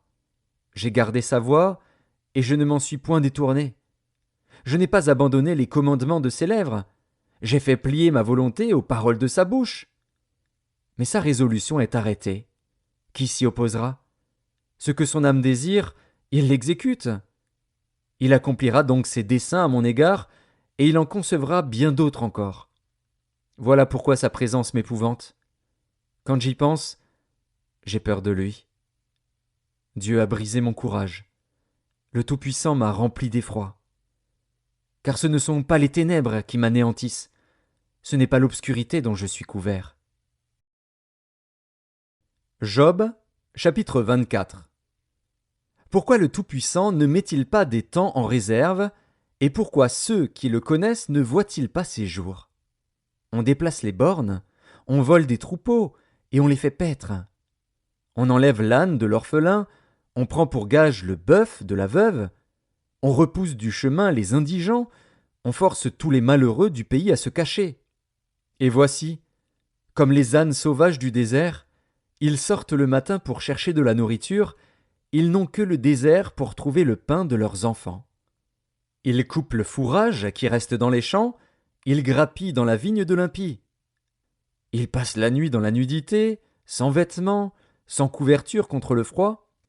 Ils sont percés par la pluie des montagnes, et ils embrassent les rochers comme unique refuge. On arrache l'orphelin à la mamelle, on prend des gages sur le pauvre. Ils vont tout nus, sans vêtements. Ils sont affamés, et ils portent les gerbes. Dans les enclos de l'impie, ils font de l'huile, ils foulent le pressoir, et ils ont soif. Dans les villes s'exhalent les soupirs des mourants, l'âme des blessés jette des cris, et Dieu ne prend pas garde à ces infamies. D'autres sont ennemis de la lumière, ils n'en connaissent pas les voies, ils n'en pratiquent pas les sentiers. L'assassin se lève au point du jour, tue le pauvre et l'indigent, et il dérobe pendant la nuit. L'œil de l'adultère épie le crépuscule. Personne ne me verra, dit-il, et il met un voile sur sa figure. La nuit, ils forcent les maisons, le jour ils se tiennent enfermés. Ils ne connaissent pas la lumière. Pour eux, le matin c'est l'ombre de la mort, ils en éprouvent toutes les terreurs. Et quoi? L'impie est d'un poids léger sur la face des eaux, il n'a sur la terre qu'une part maudite, il ne prend jamais le chemin des vignes. Comme la sécheresse et la chaleur absorbent les eaux de la neige, ainsi le séjour des morts engloutit ceux qui pêchent. Quoi? Le sein maternel l'oublie, les vers en font leur délice. On ne se souvient plus de lui. L'impie est brisé comme un arbre. Lui qui dépouille la femme stérile et sans enfant, lui qui ne répand aucun bienfait sur la veuve. Non, Dieu par sa force prolonge les jours des violents, et les voilà debout quand ils désespéraient de la vie. Il leur donne de la sécurité et de la confiance, il a les regards sur leur voie. Ils se sont élevés, et en un instant ils ne sont plus, ils tombent, ils meurent comme tous les hommes, ils sont coupés comme la tête des épis. S'il n'en est pas ainsi, qui me démentira? Qui réduira mes paroles à néant? Job, chapitre 25. Bildad de Shuar prit la parole et dit: La puissance et la terreur appartiennent à Dieu. Il fait régner la paix dans ces hautes régions. Ses armées ne sont-elles pas innombrables? Sur qui sa lumière ne se lève-t-elle pas? Comment l'homme serait-il juste devant Dieu? Comment celui qui est né de la femme serait-il pur? Voici, la lune même n'est pas brillante, et les étoiles ne sont pas pures à ses yeux. Combien moins l'homme, qui n'est qu'un ver, le fils de l'homme, qui n'est qu'un vermisseau. Job, chapitre 26. Job prit la parole et dit: Comme tu sais bien venir en aide à la faiblesse, comme tu prêtes secours aux bras sans force, quel bon conseil tu donnes à celui qui manque d'intelligence, quelle abondance de sagesse tu fais paraître. À qui s'adressent tes paroles? Et qui est-ce qui t'inspire? Devant Dieu les ombres tremblent au-dessous des eaux et de leurs habitants. Devant lui le séjour des morts est nu, l'abîme n'a point de voile. Il étend le septentrion sur le vide, il suspend la terre sur le néant. Il renferme les eaux dans ses nuages, et les nuages n'éclatent pas sous leur poids. Il couvre la face de son trône, il répand sur lui sa nuée. Il a tracé un cercle à la surface des eaux, comme limite entre la lumière et les ténèbres. Les colonnes du ciel s'ébranlent et s'étonnent à sa menace. Par sa force, il soulève la mer, par son intelligence, il en brise l'orgueil. Son souffle donne au ciel la sérénité, sa main transperce le serpent fuyard. Ce sont là les bords de ses voies, c'est le bruit léger qui nous en parvient. Mais qui entendra le tonnerre de sa puissance? Job, chapitre 27. Job prit de nouveau la parole sous forme sentencieuse et dit: Dieu qui me refuse justice est vivant. Le Tout-Puissant qui remplit mon âme d'amertume est vivant. Aussi longtemps que j'aurai ma respiration, et que le souffle de Dieu sera dans mes narines, mes lèvres ne prononceront rien d'injuste, ma langue ne dira rien de faux. Loin de moi la pensée de vous donner raison. Jusqu'à mon dernier soupir, je défendrai mon innocence.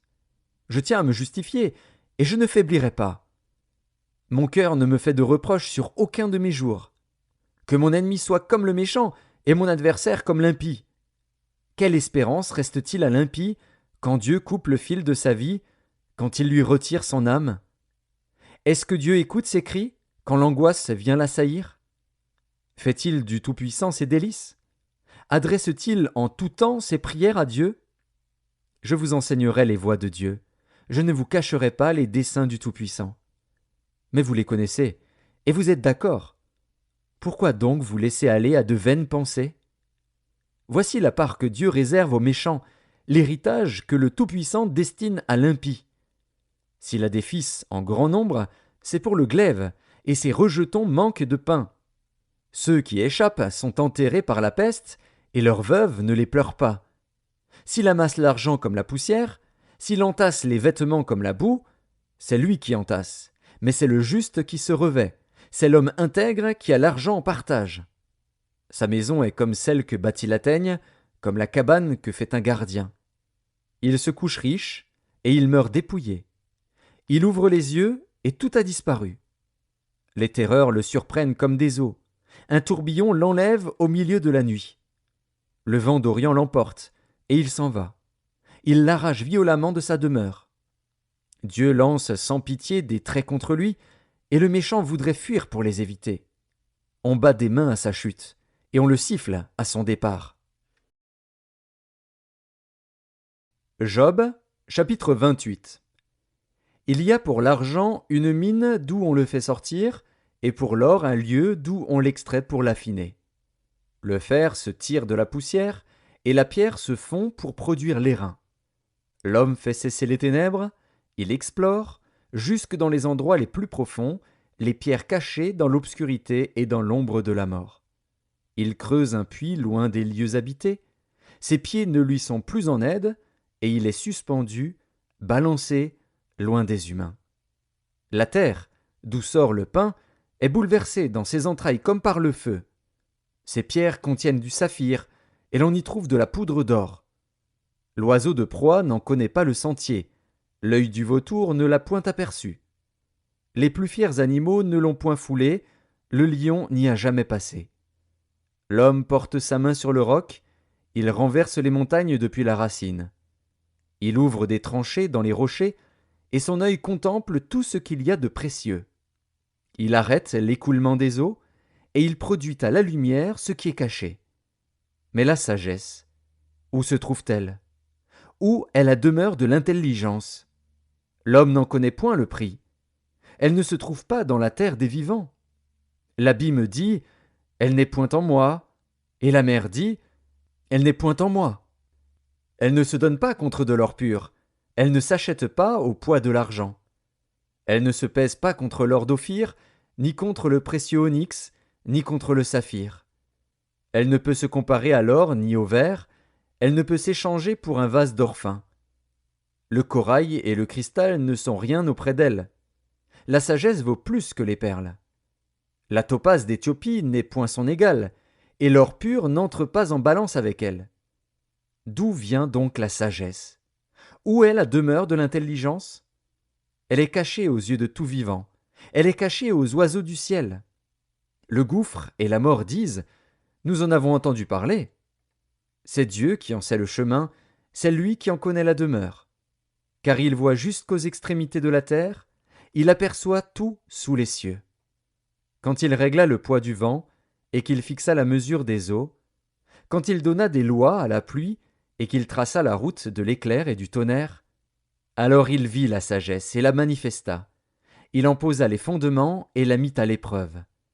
Puis il dit à l'homme, voici, la crainte du Seigneur, c'est la sagesse. S'éloigner du mal, c'est l'intelligence. Job, chapitre 29.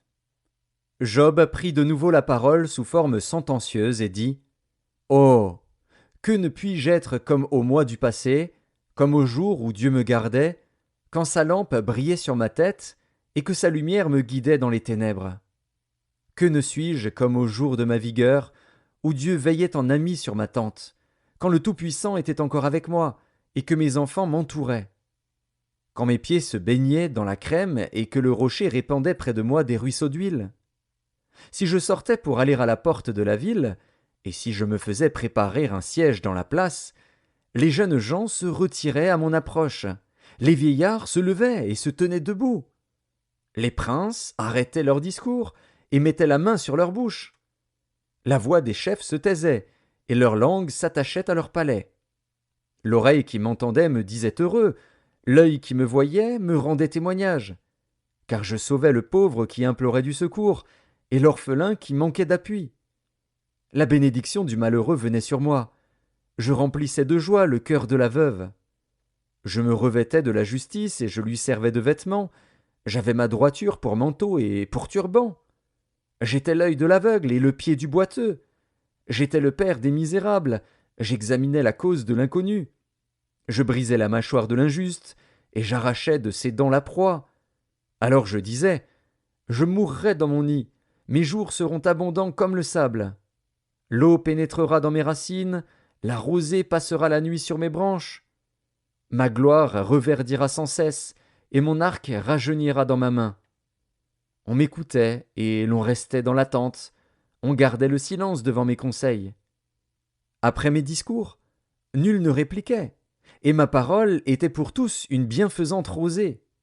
Ils comptaient sur moi comme sur la pluie, ils ouvraient la bouche comme pour une pluie du printemps. Je leur souriais quand ils perdaient courage, et l'on ne pouvait chasser la sérénité de mon front. J'aimais à aller vers eux, et je m'asseyais à leur tête. J'étais comme un roi au milieu d'une troupe, comme un consolateur auprès des affligés. Job, chapitre 30. Et maintenant, je suis la risée de plus jeunes que moi, de ceux dont je dédaignais de mettre les pères parmi les chiens de mon troupeau. Mais à quoi me servirait la force de leurs mains? Ils sont incapables d'atteindre la vieillesse.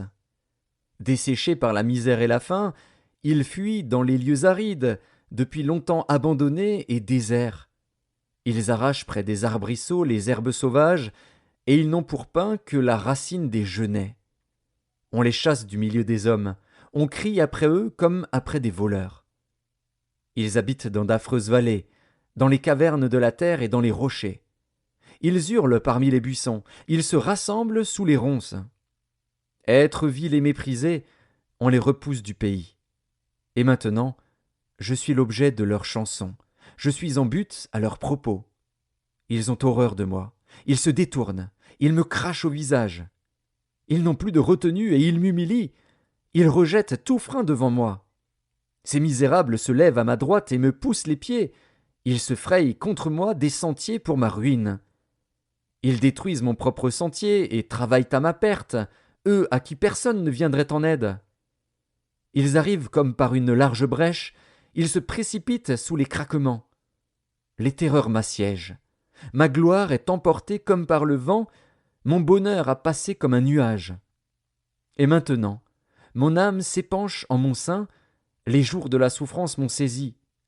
La nuit me perce et m'arrache les os. La douleur qui me ronge ne se donne aucun repos.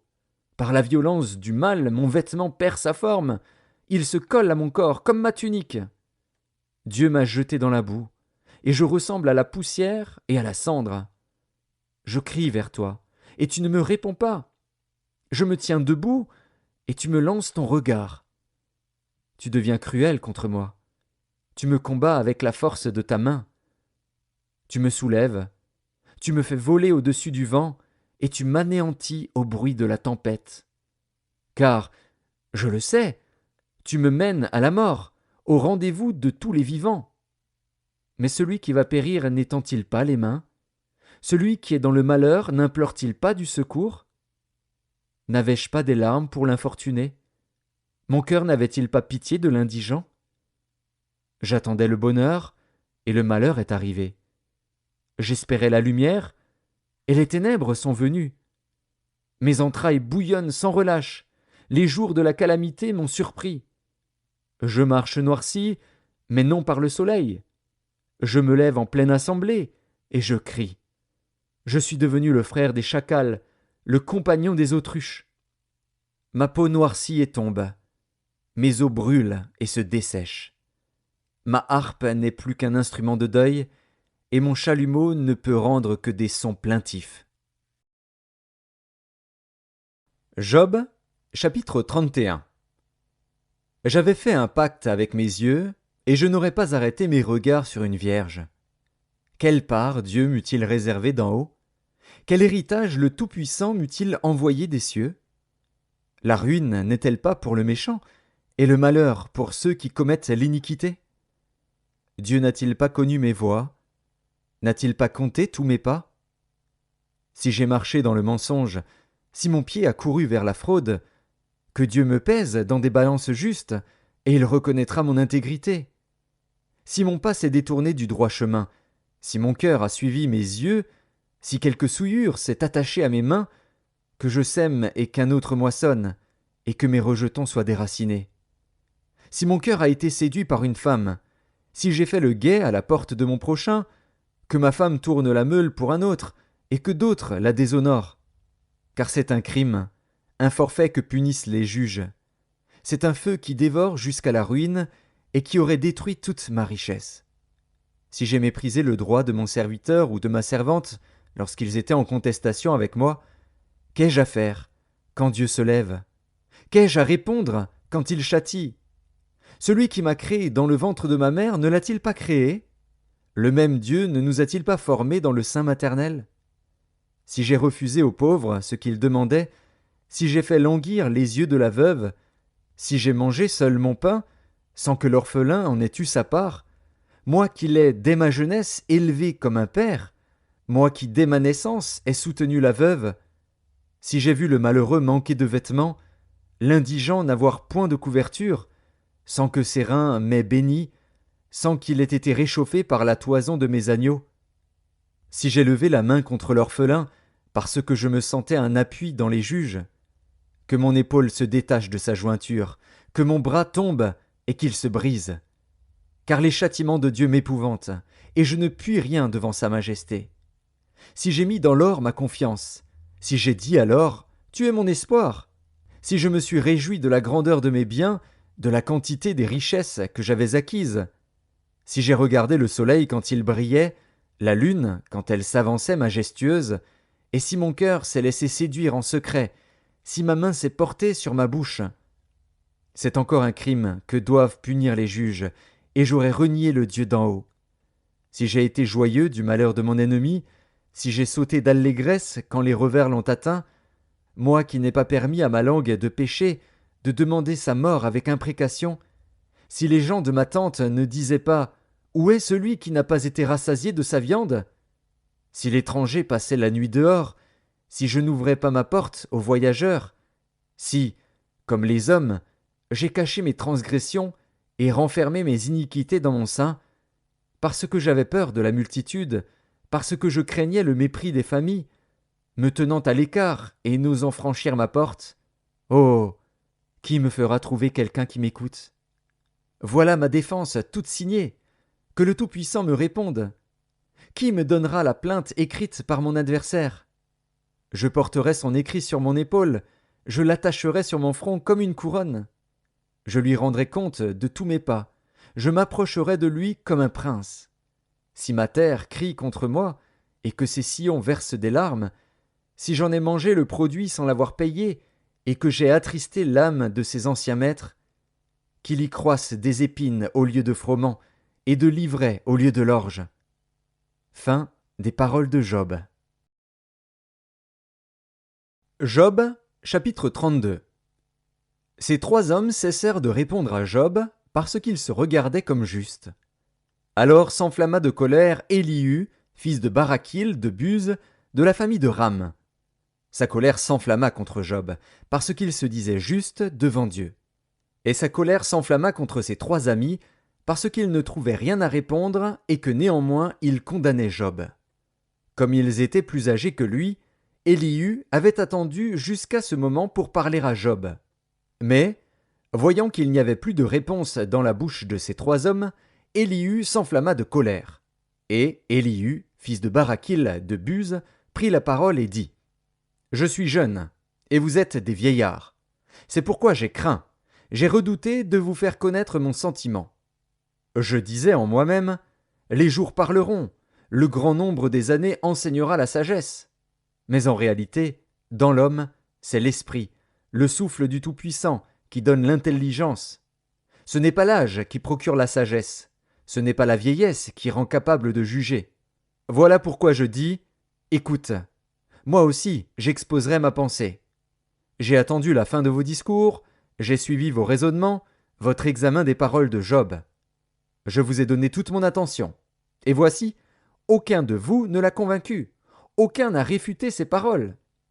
Ne dites pas cependant, en lui nous avons trouvé la sagesse. C'est Dieu qui peut le confondre, ce n'est pas un homme. Il ne s'est pas adressé directement à moi. Aussi, lui répondrai-je tout autrement que vous. Ils ont peur, ils ne répondent plus. Ils ont la parole coupée. J'ai attendu qu'ils eussent fini leur discours, qu'ils s'arrêtassent et ne sussent que répliquer. À mon tour, je veux répondre aussi, je veux dire aussi ce que je pense. Car je suis plein de paroles. L'esprit me presse au-dedans de moi. Mon intérieur est comme un vin qui n'a pas d'issue, comme des outres neuves qui vont éclater. Je parlerai pour respirer à l'aise. J'ouvrirai mes lèvres et je répondrai. Je n'aurai point égard à l'apparence et je ne flatterai personne. Car je ne sais pas flatter. Mon Créateur m'enlèverait bien vite. Job, chapitre 33. Maintenant donc, Job, écoute mes discours, prête l'oreille à toutes mes paroles. Voici, j'ouvre la bouche, ma langue se remue dans mon palais. C'est avec droiture de cœur que je vais parler, c'est la vérité pure qu'exprimeront mes lèvres. L'Esprit de Dieu m'a créé, et le souffle du Tout-Puissant m'anime.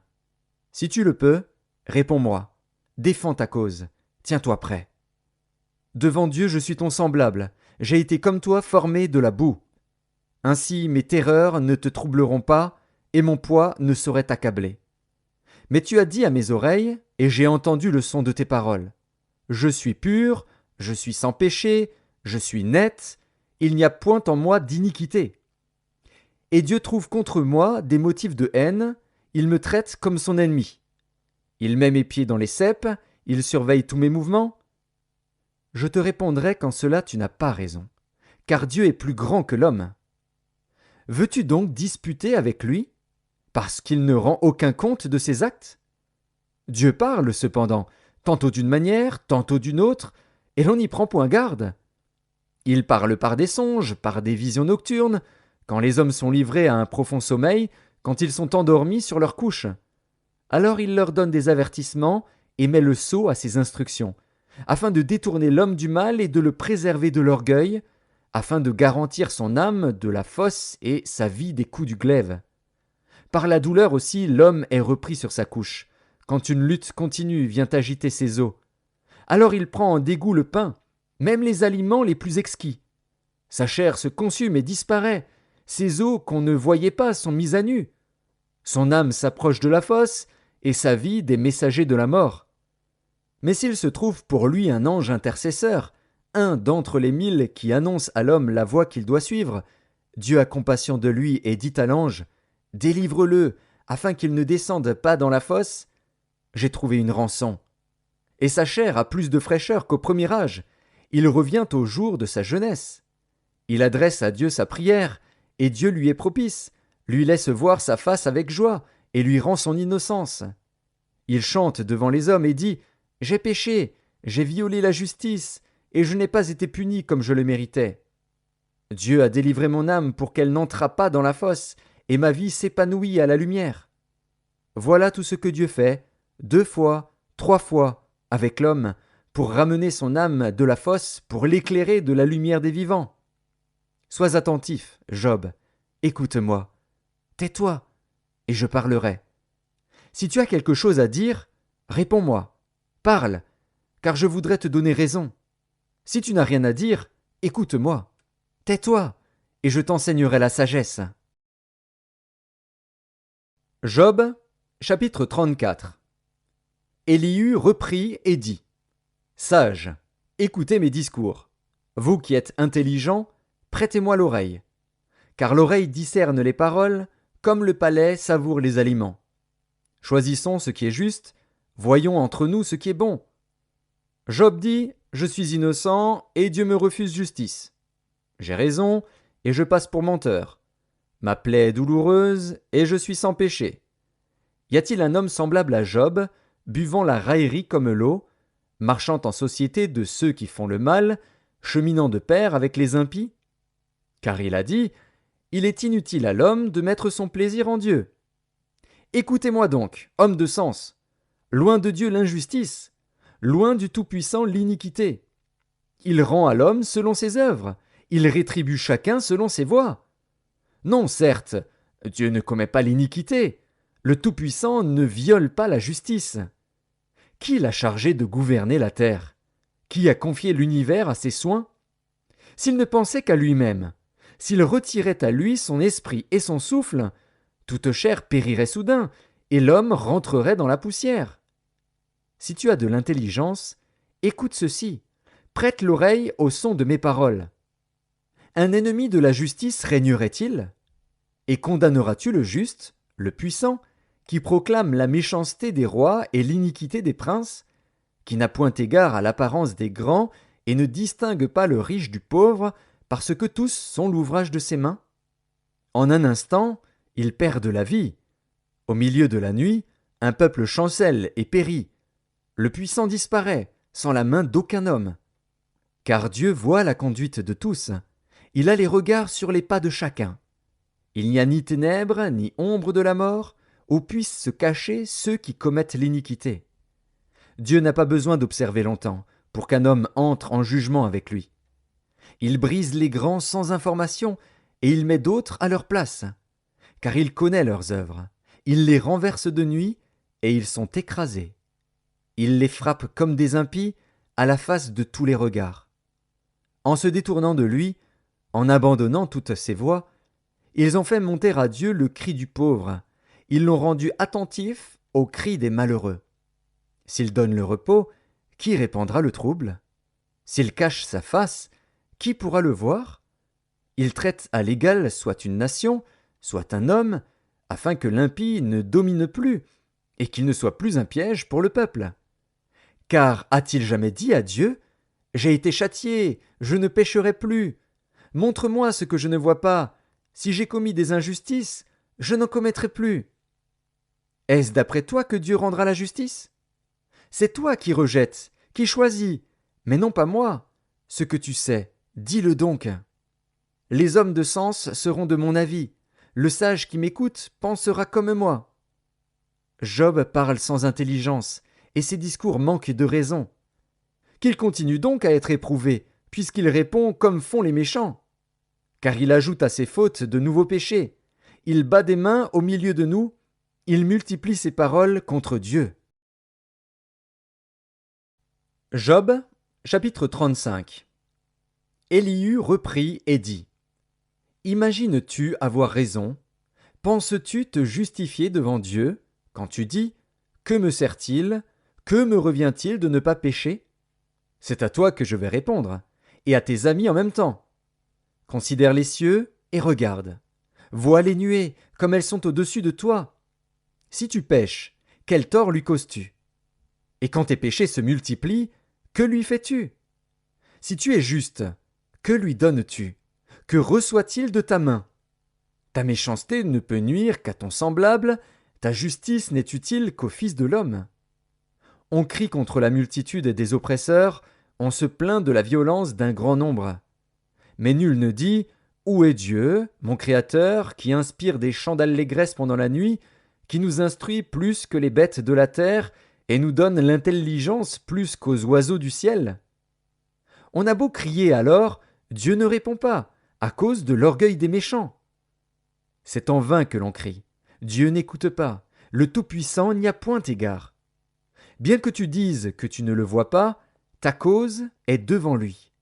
Attends-le. Mais, parce que sa colère ne sévit point encore, ce n'est pas à dire qu'il ait peu souci du crime.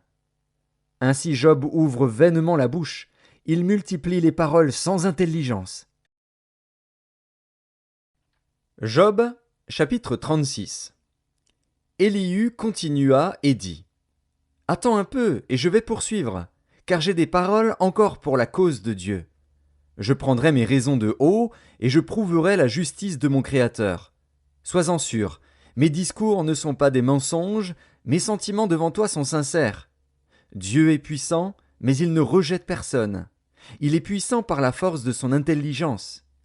Il ne laisse pas vivre le méchant, et il fait droit aux malheureux. Il ne détourne pas les yeux de dessus les justes. Il les place sur le trône avec les rois. Il les y fait asseoir pour toujours, afin qu'ils soient élevés. Viennent-ils à tomber dans les chaînes? Sont-ils pris dans les liens de l'adversité? Il leur dénonce leurs œuvres, leurs transgressions, leur orgueil. Il les avertit pour leur instruction. Il les exhorte à se détourner de l'iniquité. S'ils écoutent et se soumettent, ils achèvent leurs jours dans le bonheur, leurs années dans la joie.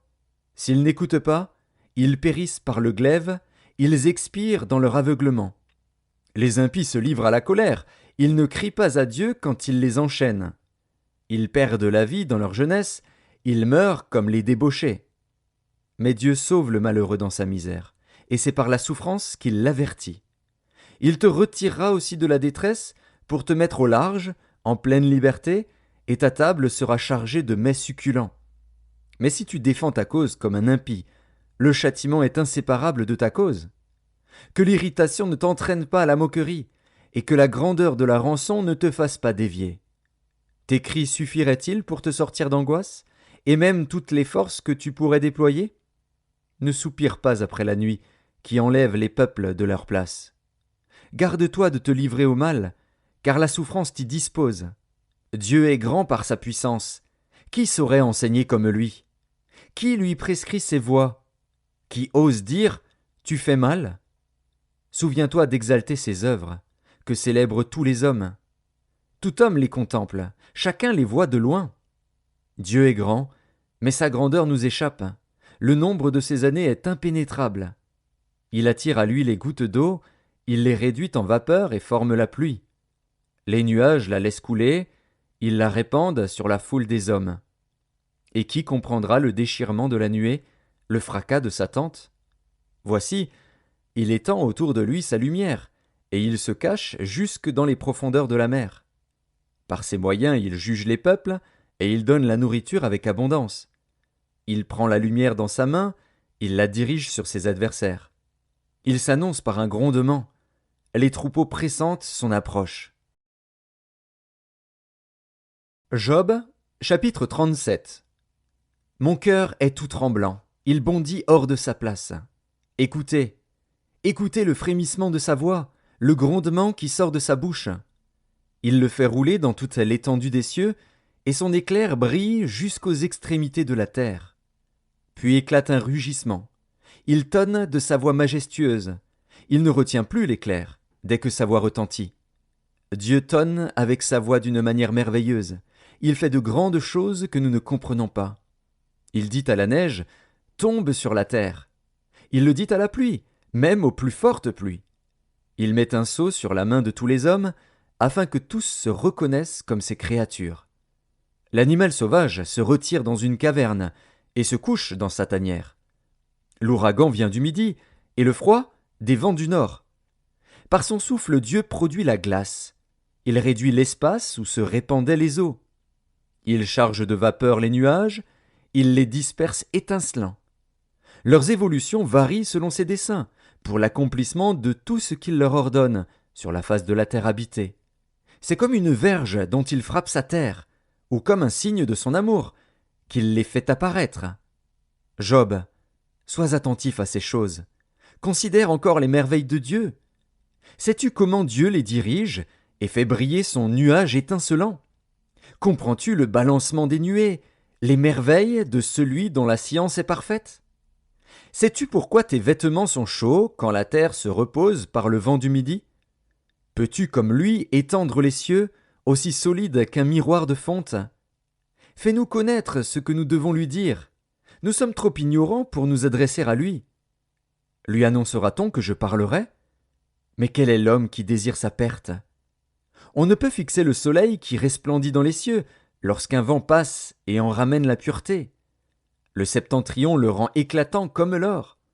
Oh, que la majesté de Dieu est redoutable! Nous ne saurions parvenir jusqu'au Tout-Puissant, grand par la force, par la justice, par le droit souverain. Il ne répond pas. C'est pourquoi les hommes doivent le craindre. Il ne porte les regards sur aucun sage. Job, chapitre 38. L'Éternel répondit à Job du milieu de la tempête et dit : Qui est celui qui obscurcit mes desseins par des discours sans intelligence? Saint terrain comme un vaillant homme, je t'interrogerai et tu m'instruiras. Où étais-tu quand je fondais la terre? Dis-le, si tu as de l'intelligence. Qui en a fixé les dimensions? Le sais-tu? Ou qui a étendu sur elle le cordeau? Sur quoi ces bases sont-elles appuyées? Ou qui en a posé la pierre angulaire? Alors que les étoiles du matin éclataient en chants d'allégresse et que tous les fils de Dieu poussaient des cris de joie? Qui a fermé la mer avec des portes, quand elle s'élança du sein maternel? Quand je fis de la nuée son vêtement et de l'obscurité ses langes? Quand je lui imposai ma loi, et que je lui mis des barrières et des portes? Quand je dis, tu viendras jusqu'ici, tu n'iras pas au-delà, ici s'arrêtera l'orgueil de tes flots? Depuis que tu existes, as-tu commandé au matin? As-tu montré sa place à l'aurore, pour qu'elle saisisse les extrémités de la terre, et que les méchants en soient secoués? Pour que la terre se transforme comme l'argile qui reçoit une empreinte, et qu'elle soit parée comme d'un vêtement? Pour que les méchants soient privés de leur lumière, et que le bras qui se lève soit brisé? As-tu pénétré jusqu'aux sources de la mer? T'es-tu promené dans les profondeurs de l'abîme? Les portes de la mort t'ont-elles été ouvertes? As-tu vu les portes de l'ombre de la mort? As-tu embrassé du regard l'étendue de la terre? Parle, si tu sais toutes ces choses. Où est le chemin qui conduit au séjour de la lumière? Et les ténèbres, où ont-elles leur demeure? Peux-tu les saisir à leurs limites et connaître les sentiers de leur habitation? Tu le sais, car alors tu étais né, et le nombre de tes jours est grand. Es-tu parvenu jusqu'aux amas de neige? As-tu vu les dépôts de grêle, que je tiens en réserve pour les temps de détresse, pour les jours de guerre et de bataille? Par quel chemin la lumière se divise-t-elle, et le vent d'Orient se répand-il sur la terre? Qui a ouvert un passage à la pluie, et tracé la route de l'éclair et du tonnerre, pour que la pluie tombe sur une terre sans habitants, sur un désert où il n'y a point d'homme? Pour qu'elle abreuve les lieux solitaires et arides, et qu'elle fasse germer et sortir l'herbe? La pluie a-t-elle un père? Qui fait naître les gouttes de la rosée? Du sein de qui sort la glace, et qui enfante le frimas du ciel, pour que les eaux se cachent comme une pierre, et que la surface de l'abîme soit enchaînée? Noues-tu les liens des Pléiades, ou détaches-tu les cordages de l'Orient? Fais-tu paraître en leur temps les signes du zodiaque, et conduis-tu la grande ours avec ses petits? Connais-tu les lois du ciel? Règles-tu son pouvoir sur la terre? Élèves-tu la voix jusqu'aux nuées, pour appeler à toi des torrents d'eau? Lances-tu les éclairs? Partent-ils? Te disent-ils, nous voici? Qui a mis la sagesse dans le cœur, ou qui a donné l'intelligence à l'esprit? Qui peut avec sagesse compter les nuages, et verser les outres des cieux, pour que la poussière se mette à ruisseler, et que les mottes de terre se collent ensemble? Chasses-tu la proie pour la lionne, et apaises-tu la faim des lionceaux, quand ils sont couchés dans leur tanière, quand ils sont en embuscade dans leur repère? Qui prépare au corbeau sa pâture, quand ses petits crient vers Dieu, quand ils sont errants et affamés? Job, chapitre 39. Sais-tu quand les chèvres sauvages font leurs petits? Observes-tu les biches quand elles mettent bas? Comptes-tu les mois pendant lesquels elles portent, et connais-tu l'époque où elles enfantent? Elles se courbent, laissent échapper leur progéniture, et sont délivrées de leur douleur. Leurs petits prennent de la vigueur et grandissent en plein air, ils s'éloignent et ne reviennent plus auprès d'elles. Qui met en liberté l'âne sauvage, et l'affranchit de tout lien? J'ai fait du désert son habitation, de la terre salée sa demeure. Il se rit du tumulte des villes, il n'entend pas les cris d'un maître. Il parcourt les montagnes pour trouver sa pâture, il est à la recherche de tout ce qui est vert. Le buffle veut-il être à ton service? Passe-t-il la nuit vers ta crèche? L'attaches-tu par une corde pour qu'il trace un sillon? Va-t-il après toi briser les mottes des vallées? Te reposes-tu sur lui, parce que sa force est grande? Lui abandonnes-tu le soin de tes travaux? Te fies-tu à lui pour la rentrée de ta récolte? Est-ce lui qui doit l'amasser dans ton air? L'aile de l'autruche se déploie joyeuse. On dirait l'aile, le plumage de la cigogne. Mais l'autruche abandonne ses œufs à la terre, et les fait chauffer sur la poussière. Elle oublie que le pied peut les écraser, qu'une bête des champs peut les fouler. Elle est dure envers ses petits, comme s'ils n'étaient point à elle. Elle ne s'inquiète pas de l'inutilité de son enfantement. Car Dieu lui a refusé la sagesse, il ne lui a pas donné l'intelligence en partage. Quand elle se lève et prend sa course, elle se rit du cheval et de son cavalier. Est-ce toi qui donnes la vigueur au cheval, et qui revêt son cou d'une crinière flottante? Le fais-tu bondir comme la sauterelle? Son fier hennissement répand la terreur. Il creuse le sol et se réjouit de sa force. Il s'élance au-devant des armes. Il se rit de la crainte. Il n'a pas peur. Il ne recule pas en face de l'épée. Sur lui retentit le carquois, brille la lance et le javelot. Bouillonnant d'ardeur, il dévore la terre. Il ne peut se contenir au bruit de la trompette. Quand la trompette sonne, il dit « En avant !»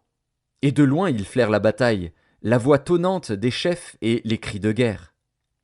Est-ce par ton intelligence que l'épervier prend son vol et qu'il étend ses ailes vers le midi? Est-ce par ton ordre que l'aigle s'élève et qu'il place son nid sur les hauteurs? C'est dans les rochers qu'il habite, qu'il a sa demeure, sur la cime des rochers, sur le sommet des monts. De là il épie sa proie, il plonge au loin les regards. Ses petits boivent le sang. Et là où sont des cadavres, l'aigle se trouve. Job, chapitre 40. L'Éternel, s'adressant à Job, dit: Celui qui dispute contre le Tout-Puissant est-il convaincu? Celui qui conteste avec Dieu a-t-il une réplique à faire? Job répondit à l'Éternel et dit: Voici, je suis trop peu de choses. Que te répliquerai-je? Je mets la main sur ma bouche. J'ai parlé une fois, je ne répondrai plus. 2 fois, je n'ajouterai rien. L'Éternel répondit à Job du milieu de la tempête et dit: Saint terrain comme un vaillant homme.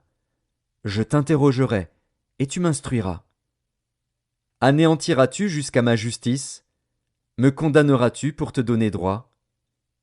As-tu un bras comme celui de Dieu, une voix tonnante comme la sienne? Orne-toi de magnificence et de grandeur, revêt-toi de splendeur et de gloire. Répands les flots de ta colère, et d'un regard abaisse les hautains.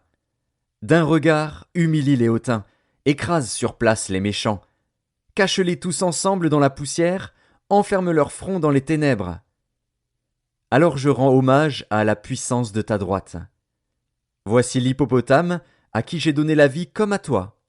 Il mange de l'herbe comme le bœuf. Le voici. Sa force est dans ses reins et sa vigueur dans les muscles de son ventre. Il plie sa queue aussi ferme qu'un cèdre, les nerfs de ses cuisses sont entrelacés.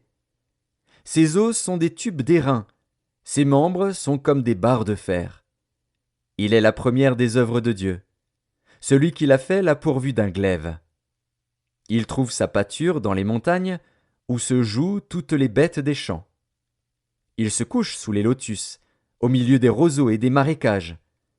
Les lotus le couvrent de leur ombre, les saules du torrent l'environnent. Que le fleuve vienne à déborder, il ne s'enfuit pas. Que le Jourdain se précipite dans sa gueule, il reste calme. Est-ce à force ouverte qu'on pourra le saisir? Est-ce au moyen de filets qu'on lui percera le nez? Job, chapitre 41. Prendras-tu le crocodile à l'hameçon? Saisiras-tu sa langue avec une corde? Mettras-tu un jonc dans ses narines? Lui perceras-tu la mâchoire avec un crochet? Te pressera-t-il de supplications? Te parlera-t-il d'une voix douce? Fera-t-il une alliance avec toi pour devenir à toujours ton esclave? Joueras-tu avec lui comme avec un oiseau? L'attacheras-tu pour amuser tes jeunes filles? Les pêcheurs en trafiquent-ils? Le partagent-ils entre les marchands? Couvriras-tu sa peau de dard et sa tête de harpon? Dresse ta main contre lui, et tu ne t'aviseras plus de l'attaquer. Voici, on est trompé dans son attente. À son seul aspect, n'est-on pas terrassé? Nul n'est assez hardi pour l'exciter. Qui donc me résisterait en face? De qui suis-je le débiteur? Je le payerai. Sous le ciel, tout m'appartient. Je veux encore parler de ses membres, et de sa force, et de la beauté de sa structure. Qui soulèvera son vêtement? Qui pénétrera entre ses mâchoires? Qui ouvrira les portes de sa gueule? Autour de ses dents habite la terreur. Ses magnifiques et puissants boucliers sont unis ensemble comme par un sceau. Ils se serrent l'un contre l'autre, et l'air ne passerait pas entre eux. Ce sont des frères qui s'embrassent, se saisissent, demeurent inséparables. Ses éternuements font briller la lumière. Ses yeux sont comme les paupières de l'aurore. Des flammes jaillissent de sa bouche, des étincelles de feu s'en échappent. Une fumée sort de ses narines, comme d'un vase qui bout, d'une chaudière ardente. Son souffle allume les charbons, sa gueule lance la flamme. La force a son cou pour demeure, et l'effroi bondit au-devant de lui. Ses parties charnues tiennent ensemble, fondues sur lui, inébranlables. Son cœur est dur comme la pierre, dur comme la meule inférieure. Quand il se lève, les plus vaillants ont peur, et l'épouvante les fait fuir. C'est en vain qu'on l'attaque avec l'épée. La lance, le javelot, la cuirasse ne servent à rien. Il regarde le fer comme de la paille, l'airain comme du bois pourri. La flèche ne le met pas en fuite. Les pierres de la fronde sont pour lui du chaume. Il ne voit dans la massue qu'un brin de paille. Il rit au sifflement des dards. Sous son ventre sont des pointes aiguës. On dirait une herse qui l'étend sur le limon. Il fait bouillir le fond de la mer comme une chaudière. Il l'agite comme un vase rempli de parfums. Il laisse après lui un sentier lumineux. L'abîme prend la chevelure d'un vieillard. Sur la terre, nul n'est son maître.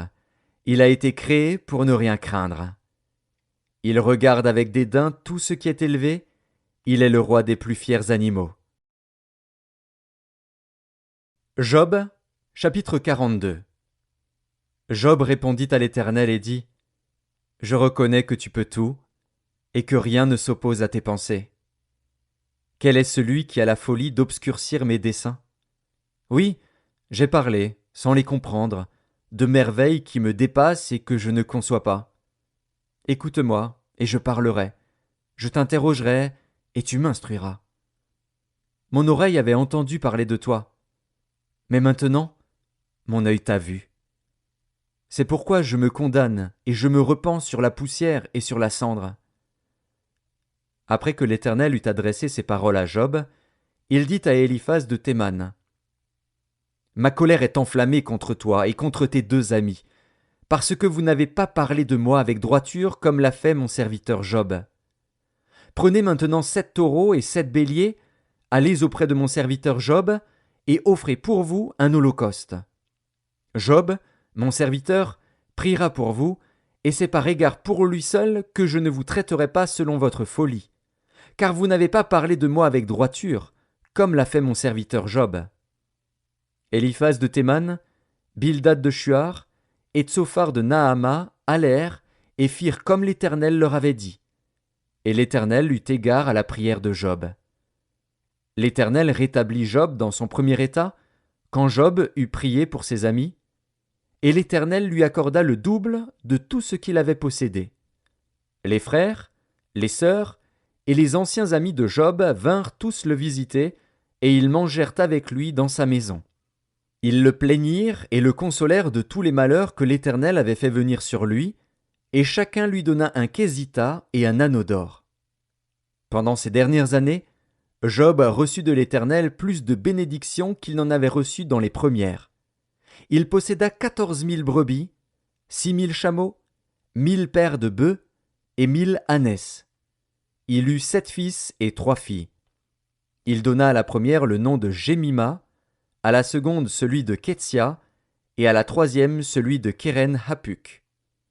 Il n'y avait pas dans tout le pays d'aussi belles femmes que les filles de Job. Leur père leur accorda une part d'héritage parmi leurs frères. Job vécut après cela 140 ans, et il vit ses fils et les fils de ses fils jusqu'à la 4e génération. Et Job mourut, âgé et rassasié de jours.